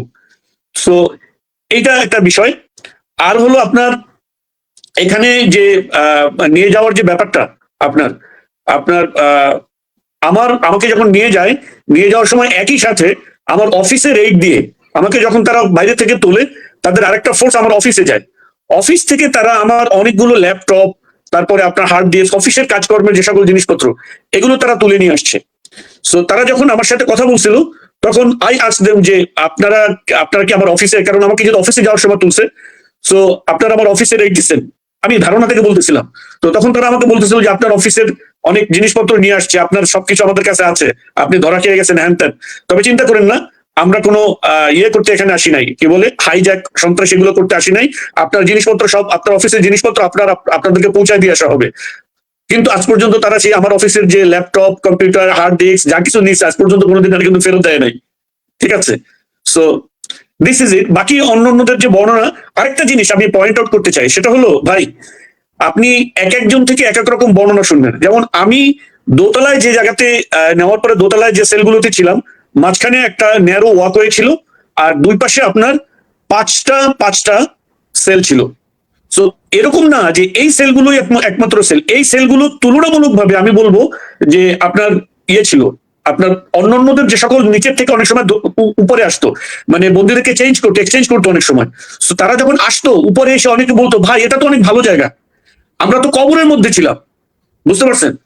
তো ওখানেই আরো অনেক ভয়ঙ্কর অনেক ন্যারো, টয়লেটের ভিতরে এরকম ভয়ানক জায়গা ছিল। উপরের যে জায়গাটা ছিল ওইটা আপনার ধরেন 4টা সেল ছিল এরকম যে 3-4 ফিট চওড়া, আপনার 7-8 ফিট লম্বা, এর ভিতরে 2টা সেল ছিল আপনার আরো বড়, এর চেয়ে ডাবল এরকম হাইট, আপনার 6-7 ফিট, কোনো ইয়ে ছিল না, উইন্ডো ছিল না, ঠিক আছে।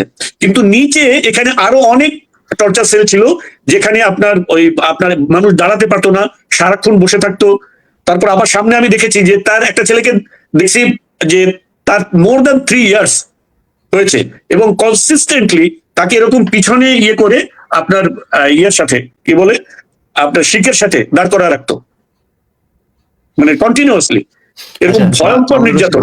এবং আপনার বিভিন্ন সময় যখন গান বাজাইতে ভুলে যেত, তখন আপনার এরকম মানুষকে যে টর্চার করতেছে, এটার আওয়াজ, এটার কান্নার আওয়াজ, চিৎকারের আওয়াজ। হ্যাঁ, মামুন রশিদ ভাই বলেন। আসসালামু আলাইকুম ইলিয়াস ভাই, আপনাকে আমরা ভালোবাসি, দীর্ঘদিন থেকে আপনারই আমরা দেখি, যে কোনোদিন আমি হয়তো আমার বক্তব্য তুলে ধরতে পারবো এটা আমি আসলে ভাবিনি।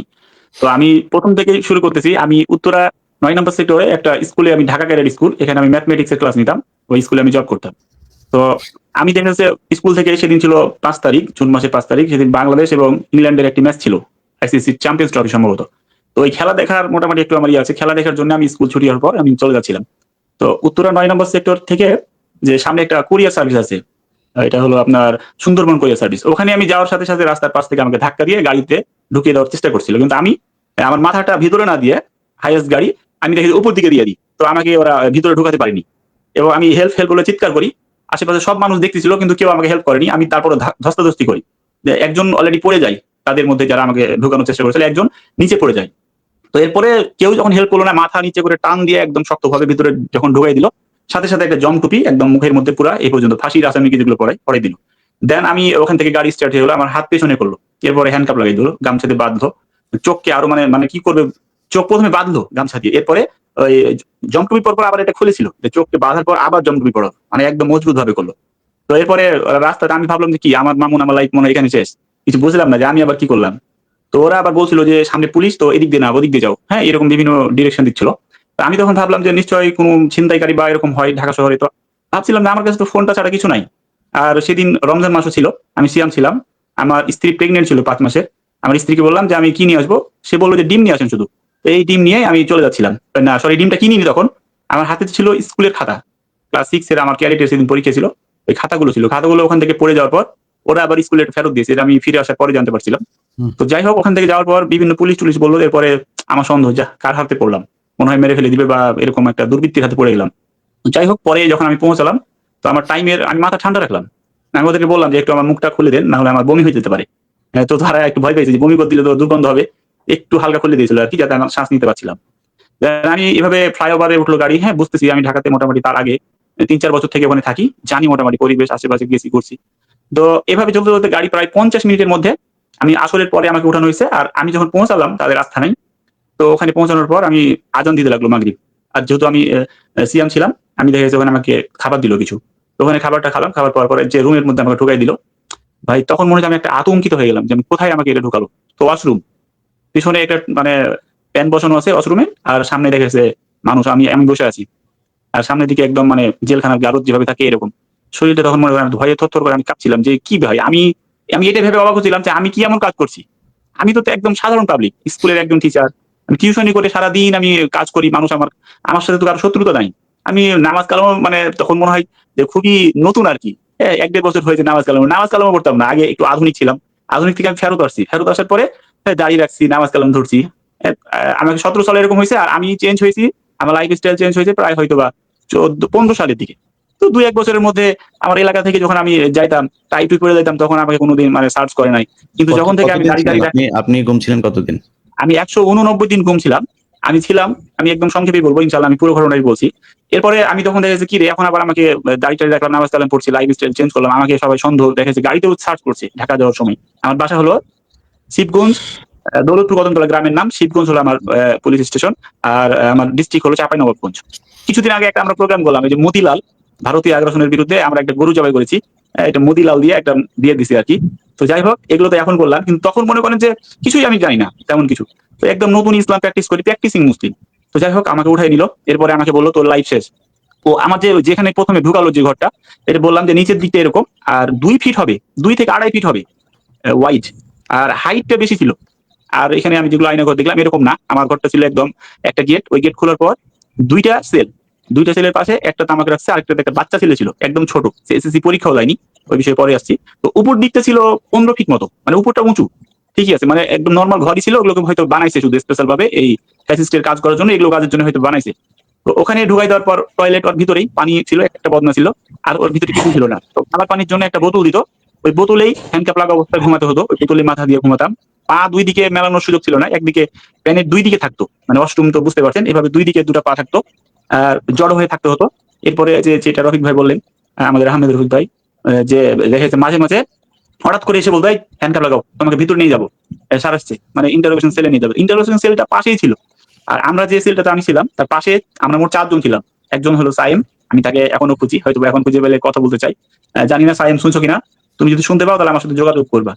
তো এরপরে পাশের জন্য ছিল খুলনা থেকে একজন, উনি ছিল, ওনার নাম এনামুল, আর তার পাশে ছিল সাইমের দুলাভাই। সাইম ছেলেটা হলো এসএসসি পরীক্ষা দিবে, তো তার দুলাভাইয়ের সাথে শপিং এ গেছিল, এটাই তার অপরাধ। তার দুলাভাই জঙ্গি সন্দেহে তাকে উঠানো হয়েছে, যেহেতু তার সাথে সে ছিল এই জন্য তাকে উঠানো হয়েছে, তাকেও ছাড়ে নাই, এবং তারা অনেকদিন ছিল। আমাকে 6 মাস 7 দিন রাখছে, তারা আরো আগে থেকে ছিল, 1 বছর আরো বেশি ছিল। মানে আমি যাওয়ার তারও 1 বছর আগে থেকে তারা ছিল। বলতে ভাই এত তাড়াতাড়ি ঘাবড়াই না, আমরা তো 1 বছর থেকে আছি, আমাকে তারা এরকম বোঝাতো। তো ওই ঘরগুলো আমি চিনতে পারবো, আমি র‍্যাব 3 ছিলাম, আমি কেন চিনতে পারবো, কারণ আমাকে মাঝে মাঝে তাদের অনুষ্ঠান হতো, গান বাজনা মানে সাউন্ড সিস্টেম গুলো মানে সেটিং চলতো, হ্যালো টেস্ট এরকম বলতো, তখন আমরা শুনতে পেতাম। তো যাই হোক, আমি যখন প্রথমে নিয়ে গেল মানে মেন রোড থেকে, তো মেন রোড থেকে হয়তো বা 1 মিনিটের মধ্যেই তারা একটা বিল্ডিং এ ঢুকলো। বিল্ডিং এ ঢোকার পর প্রায় 3 থেকে 4 ফিট উঁচু একটা জায়গাতে উঠলো। তো বুঝলাম মানে আমি যখন আমার পাটা উপরে উঠলাম বুঝতে পারলাম যে এটা একটা উঁচু জায়গা। তো উঁচু জায়গার পরে ডান দিকে টর্চার সেল, আর আমাদেরকে বাম দিকে আর একটা থাই করলো, থাই করলো একটা কাঠের গেট, তারপরে হলো আমাদেরকে ঢুকাই দিল। তো এইভাবে যখন আমাদেরকে ঢুকাই দিল, তখন আমাকে যখন সাউন্ড বাজতো তখন আমাদেরকে কিন্তু আবার ওই জং টুপি পড়াইয়া একটা পাশের বিল্ডিং এ নিয়ে যেত। ওই একবার আমাকে যখন পাশের বিল্ডিং এ নিয়ে যায়, তখন আমি স্পষ্ট দেখতে পাই যে এই জায়গাটা আমার পরিচিত জায়গা। নাবিল অনাবিল যে গাড়িগুলো আছে, ঢাকা শহরের যে অনাবিল গাড়ির রুট, এই রুটে একটা কথা বলি যে আমার ছোট ভাই তখন নটরডেম কলেজে পড়তো। তো আমি তাকে যখন ভর্তি করি অ্যাডমিশনের সময়, আমি নিয়ে আসছি তাকে, আমি ওই রুটে অনেকবার আসছি। তো তার পাশেই আমাকে রাখা হয়েছে। হ্যাঁ, ভাগ্যের কি নির্মম পরিহাস, আমাকে যখন ওই উপরে যখন নিয়ে গেল, হলো প্রায় 7 থেকে 8 তলা হতে পারি, মানে উপরে উঠতেই আছি। তো এটা একটা স্টোর রুমের মধ্যে রাখলো, মানে তারা যে সাউন্ড সিস্টেম লাগালো, হয়তো বা কোনো প্রোগ্রাম হবে, আমরা যাতে এই কথাগুলো, আমরা 4 জনকে নিয়ে যেত এবং 4 জনকে পাশাপাশি রাখতো, 2 জন লোক পাহারাদার থাকতো, বলতো যে যদি কেউ চোখ খুলি বা চোখ যদি খোলার চেষ্টা করি, এখানে একদম মানে গুলি করে দিবে। তো তারপরে আমাদের ওই কালো কাপড় দিয়ে চোখটা যেভাবে বাঁধা থাকতো, একটু দেখা যেত। তো আমার পাশের জনকে আমি চিনতাম। তো ওই আমার পাশের জনকে আমি চিনতে পারতাম, ওর শব্দতে বুঝতে পারতাম। তো তার দুলাভাইটাকে আমি একটু দেখছিলাম। আমি 2 জনকে স্পষ্ট দেখছি ভালোভাবে, আর তার দুলাভাইকে আমি একটু হালকা দেখেছিলাম, এত সুন্দর দেখতে। আর মানে মাসল গুলো এত ছিল তার, মানে খুব মানে যারা রেসলিং করে ওদের মতো একদম। তো আমরা বক্তব্য দিয়ে শেষ করেন ইয়ে ভাই, আমরা শেষ করবো। জি হ্যাঁ, হ্যাঁ, প্রায় আমি 1.5 শেষ ঘন্টা করে হয়ে দিচ্ছি। যাচ্ছে। তো এভাবে আমি ওখান থেকে বের হয়ে গেলাম। তো আমি ওয়াশরুমের জন্য আমি একদিন মানে ওখানে প্রসাব করার কোনো জায়গা না, টয়লেটে আমি একদিন যেছিলাম, একজন আমাকে টয়লেটে নিয়ে গেছিল। তখন আমি ওই ওয়াশরুম থেকে ওই ফুটা দিয়ে আমি দেখতে পেয়েছিলাম যে এটা অনাবিল গাড়ি গেল, তখন আমি বুঝছিলাম যে আমি কোথায় আছি, অর্থাৎ আমি র‍্যাব 3 ছিলাম। আর এরপরে আমাদের যে রুমটা, রুমের বর্ণনাটা কোনো ফুটা ছিল না, ওই আচ্ছা, সামনের দিকে আপনি যে মানে আপনি যে ছিলেন, আপনাকে কি ধরনের প্রশ্ন করা হতো? মানে আপনি কি এই যে এতদিন ছিলেন জানতে পেরেছেন যে কেন আপনাকে আটক করা হলো? না, হ্যাঁ আমি এটা জানতে পারছি। তখন আমাকে তারা বললো যে আমার একটা মোবাইল নাম্বার নিয়ে সমস্যা, মানে সাজিদ নাম, এই সাজিদ ভাইকে আমি শুধু চিনতাম, সে নামাজ পড়ার সময় দেখা হয়েছে, কথা হয়েছে, আমার নাম্বার নিয়েছে উত্তরা 11 নম্বর সেক্টরের মসজিদে। এরপরে কাঁচা বাজার, যেটা বিডিআর কাঁচা বাজার, উত্তরা আজমপুর, ওই মসজিদে নামাজ পড়ার সময় একদিন দেখা হয়েছে। তো একজনের সাথে দেখা হয়েছে, কথা হয়েছে, মোবাইল নাম্বার আছে, একটু বন্ধুত্ব ছিল। তো এখন বলতে সে অনেক বড় টেরোরিস্ট বা জঙ্গিবাদের সাথে জড়িত, আর আমার নাম্বার স্পেশাল ভাবে ছিল তার কাছে, তাদের হলে এটা বক্তব্য। আমাকে বলছে তার বাড়ি কোথায়, আমি তো তার বাড়ি চিনি না, আমি তাকে শুধু চিনতাম। এতটুকুই আমার মানে তারা অপরাধ বারবার আমি তার বলছি। তার সাথে আমার খুব গভীর মানে সম্পর্ক আছে। আমি সাজিদ কেমন লোক ছিল? সাজিদ, তার দাড়ি টাড়ি ছিল না, তার একদম স্বাভাবিক লোক ছিল, কোনো প্রকার তাকে আমাকে দেখে কোনো খারাপ মনে হয়নি। হ্যাঁ, নামাজ পড়তো, তাই তো?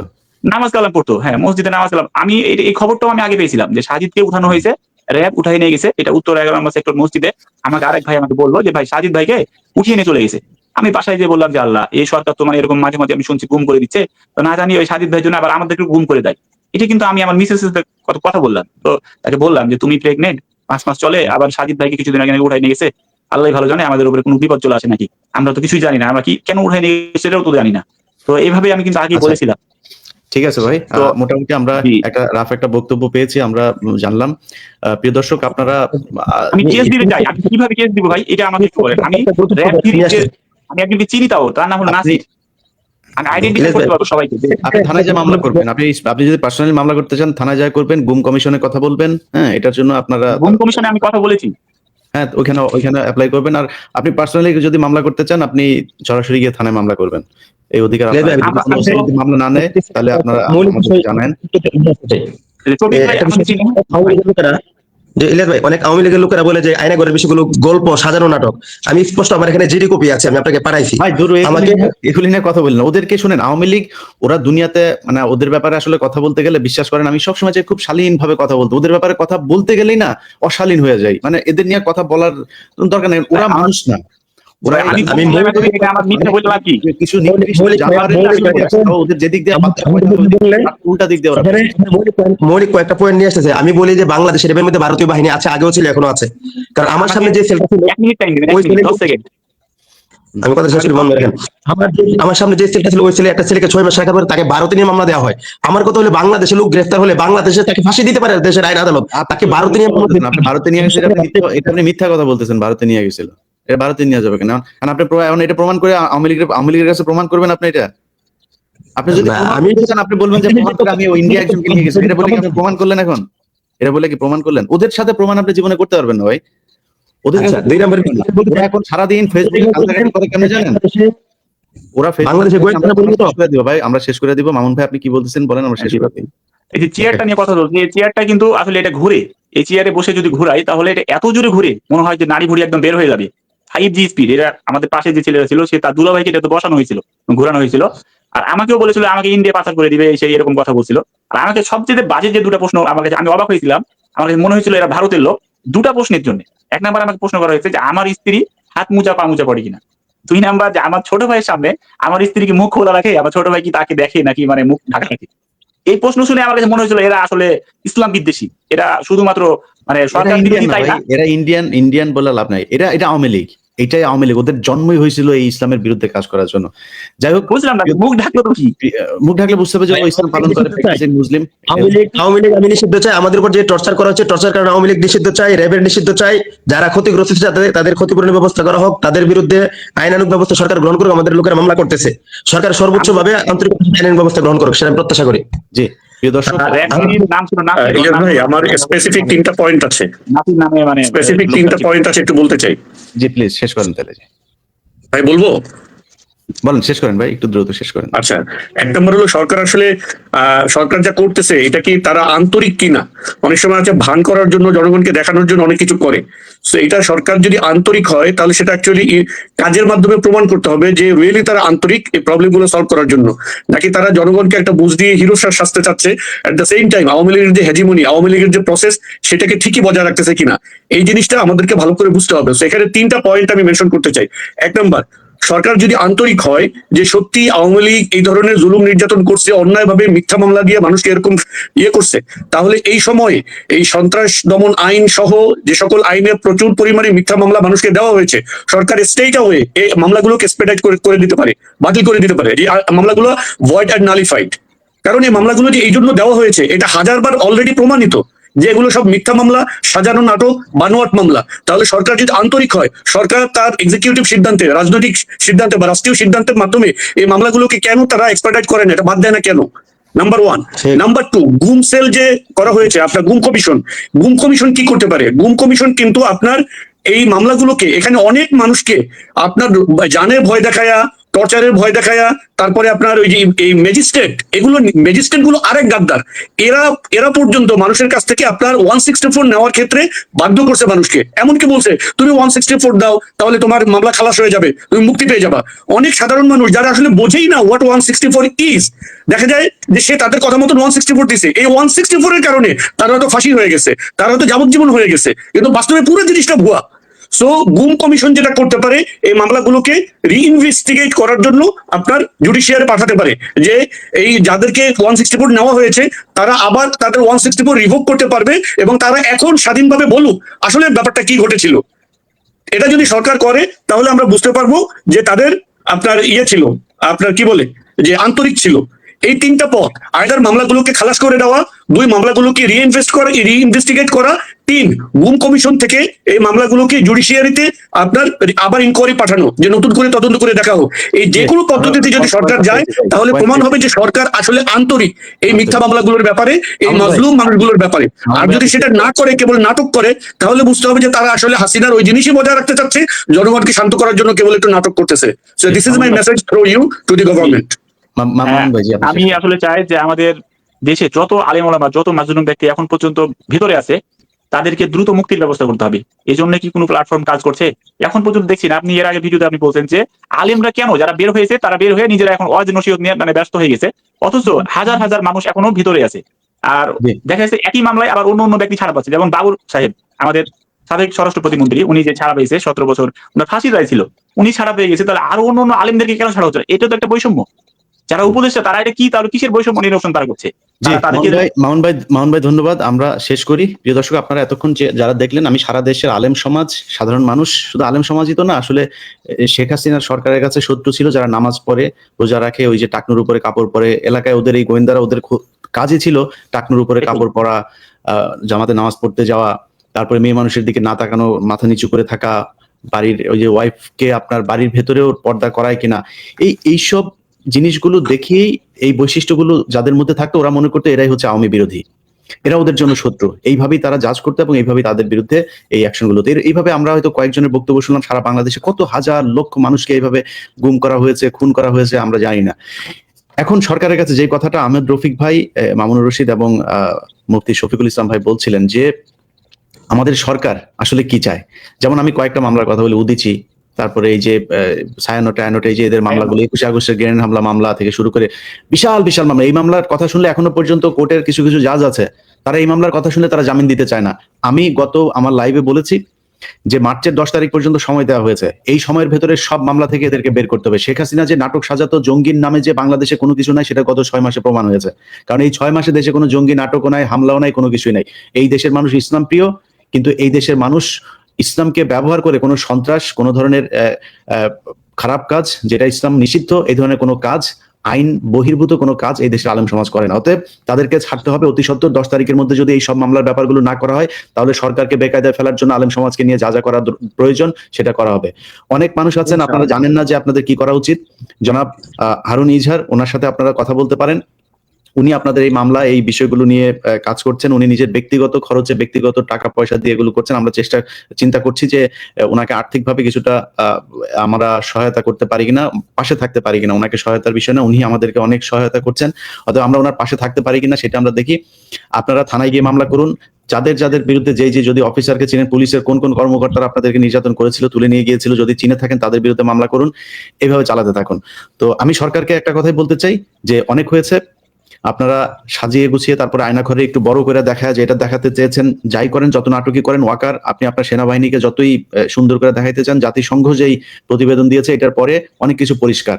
অতএব আপনি দেশের ভেতরে দেশের বাইরে কোথাও আপনি খুব একটা শান্তিতে থাকতে পারবেন না এই সেনাবাহিনীর খুনিদেরকে আশ্রয় প্রশ্রয় দিয়ে। অতএব এটার সুষ্ঠু তদন্ত করতে হবে, বিচার করতে হবে, আসলে যা করেছিল সেটার মানুষের সামনে তুলে ধরতে হবে। যারা এতদিন ধরে এই গুম খুনের সাথে জড়িত ছিল তাদের পরিবারকে যথাযথ ক্ষতিপূরণ দিতে হবে। যারা এখন পর্যন্ত ছাড়া পায়নি তাদেরকে খুব দ্রুত ছাড়তে হবে। একটা বিষয় বলে শেষ করে দেই, সেটা হচ্ছে যে জনাব মুফতি শফিকুল ইসলাম উনি একটা বিষয় নিয়ে কথা বলতে চেয়েছিলেন, আমি আটকে দিয়েছিলাম, যে আওয়ামী লীগকে নিয়ে। দেখেন, আওয়ামী লীগ পৃথিবীর ভেতরে বিলুপ্ত প্রায় একটা প্রজাতি। এদের অস্তিত্ব এই বাংলাদেশে ইনশাআল্লাহ কোনোদিন হবে না। এদেরকে মানুষ ওই যে বিভিন্ন জাসদ টাসদের মতো বিভিন্ন রাজনৈতিক দল আছে না, ওইরকম একটা দল হয়ে তারা দাঁড়াবে বাংলাদেশের সামনে।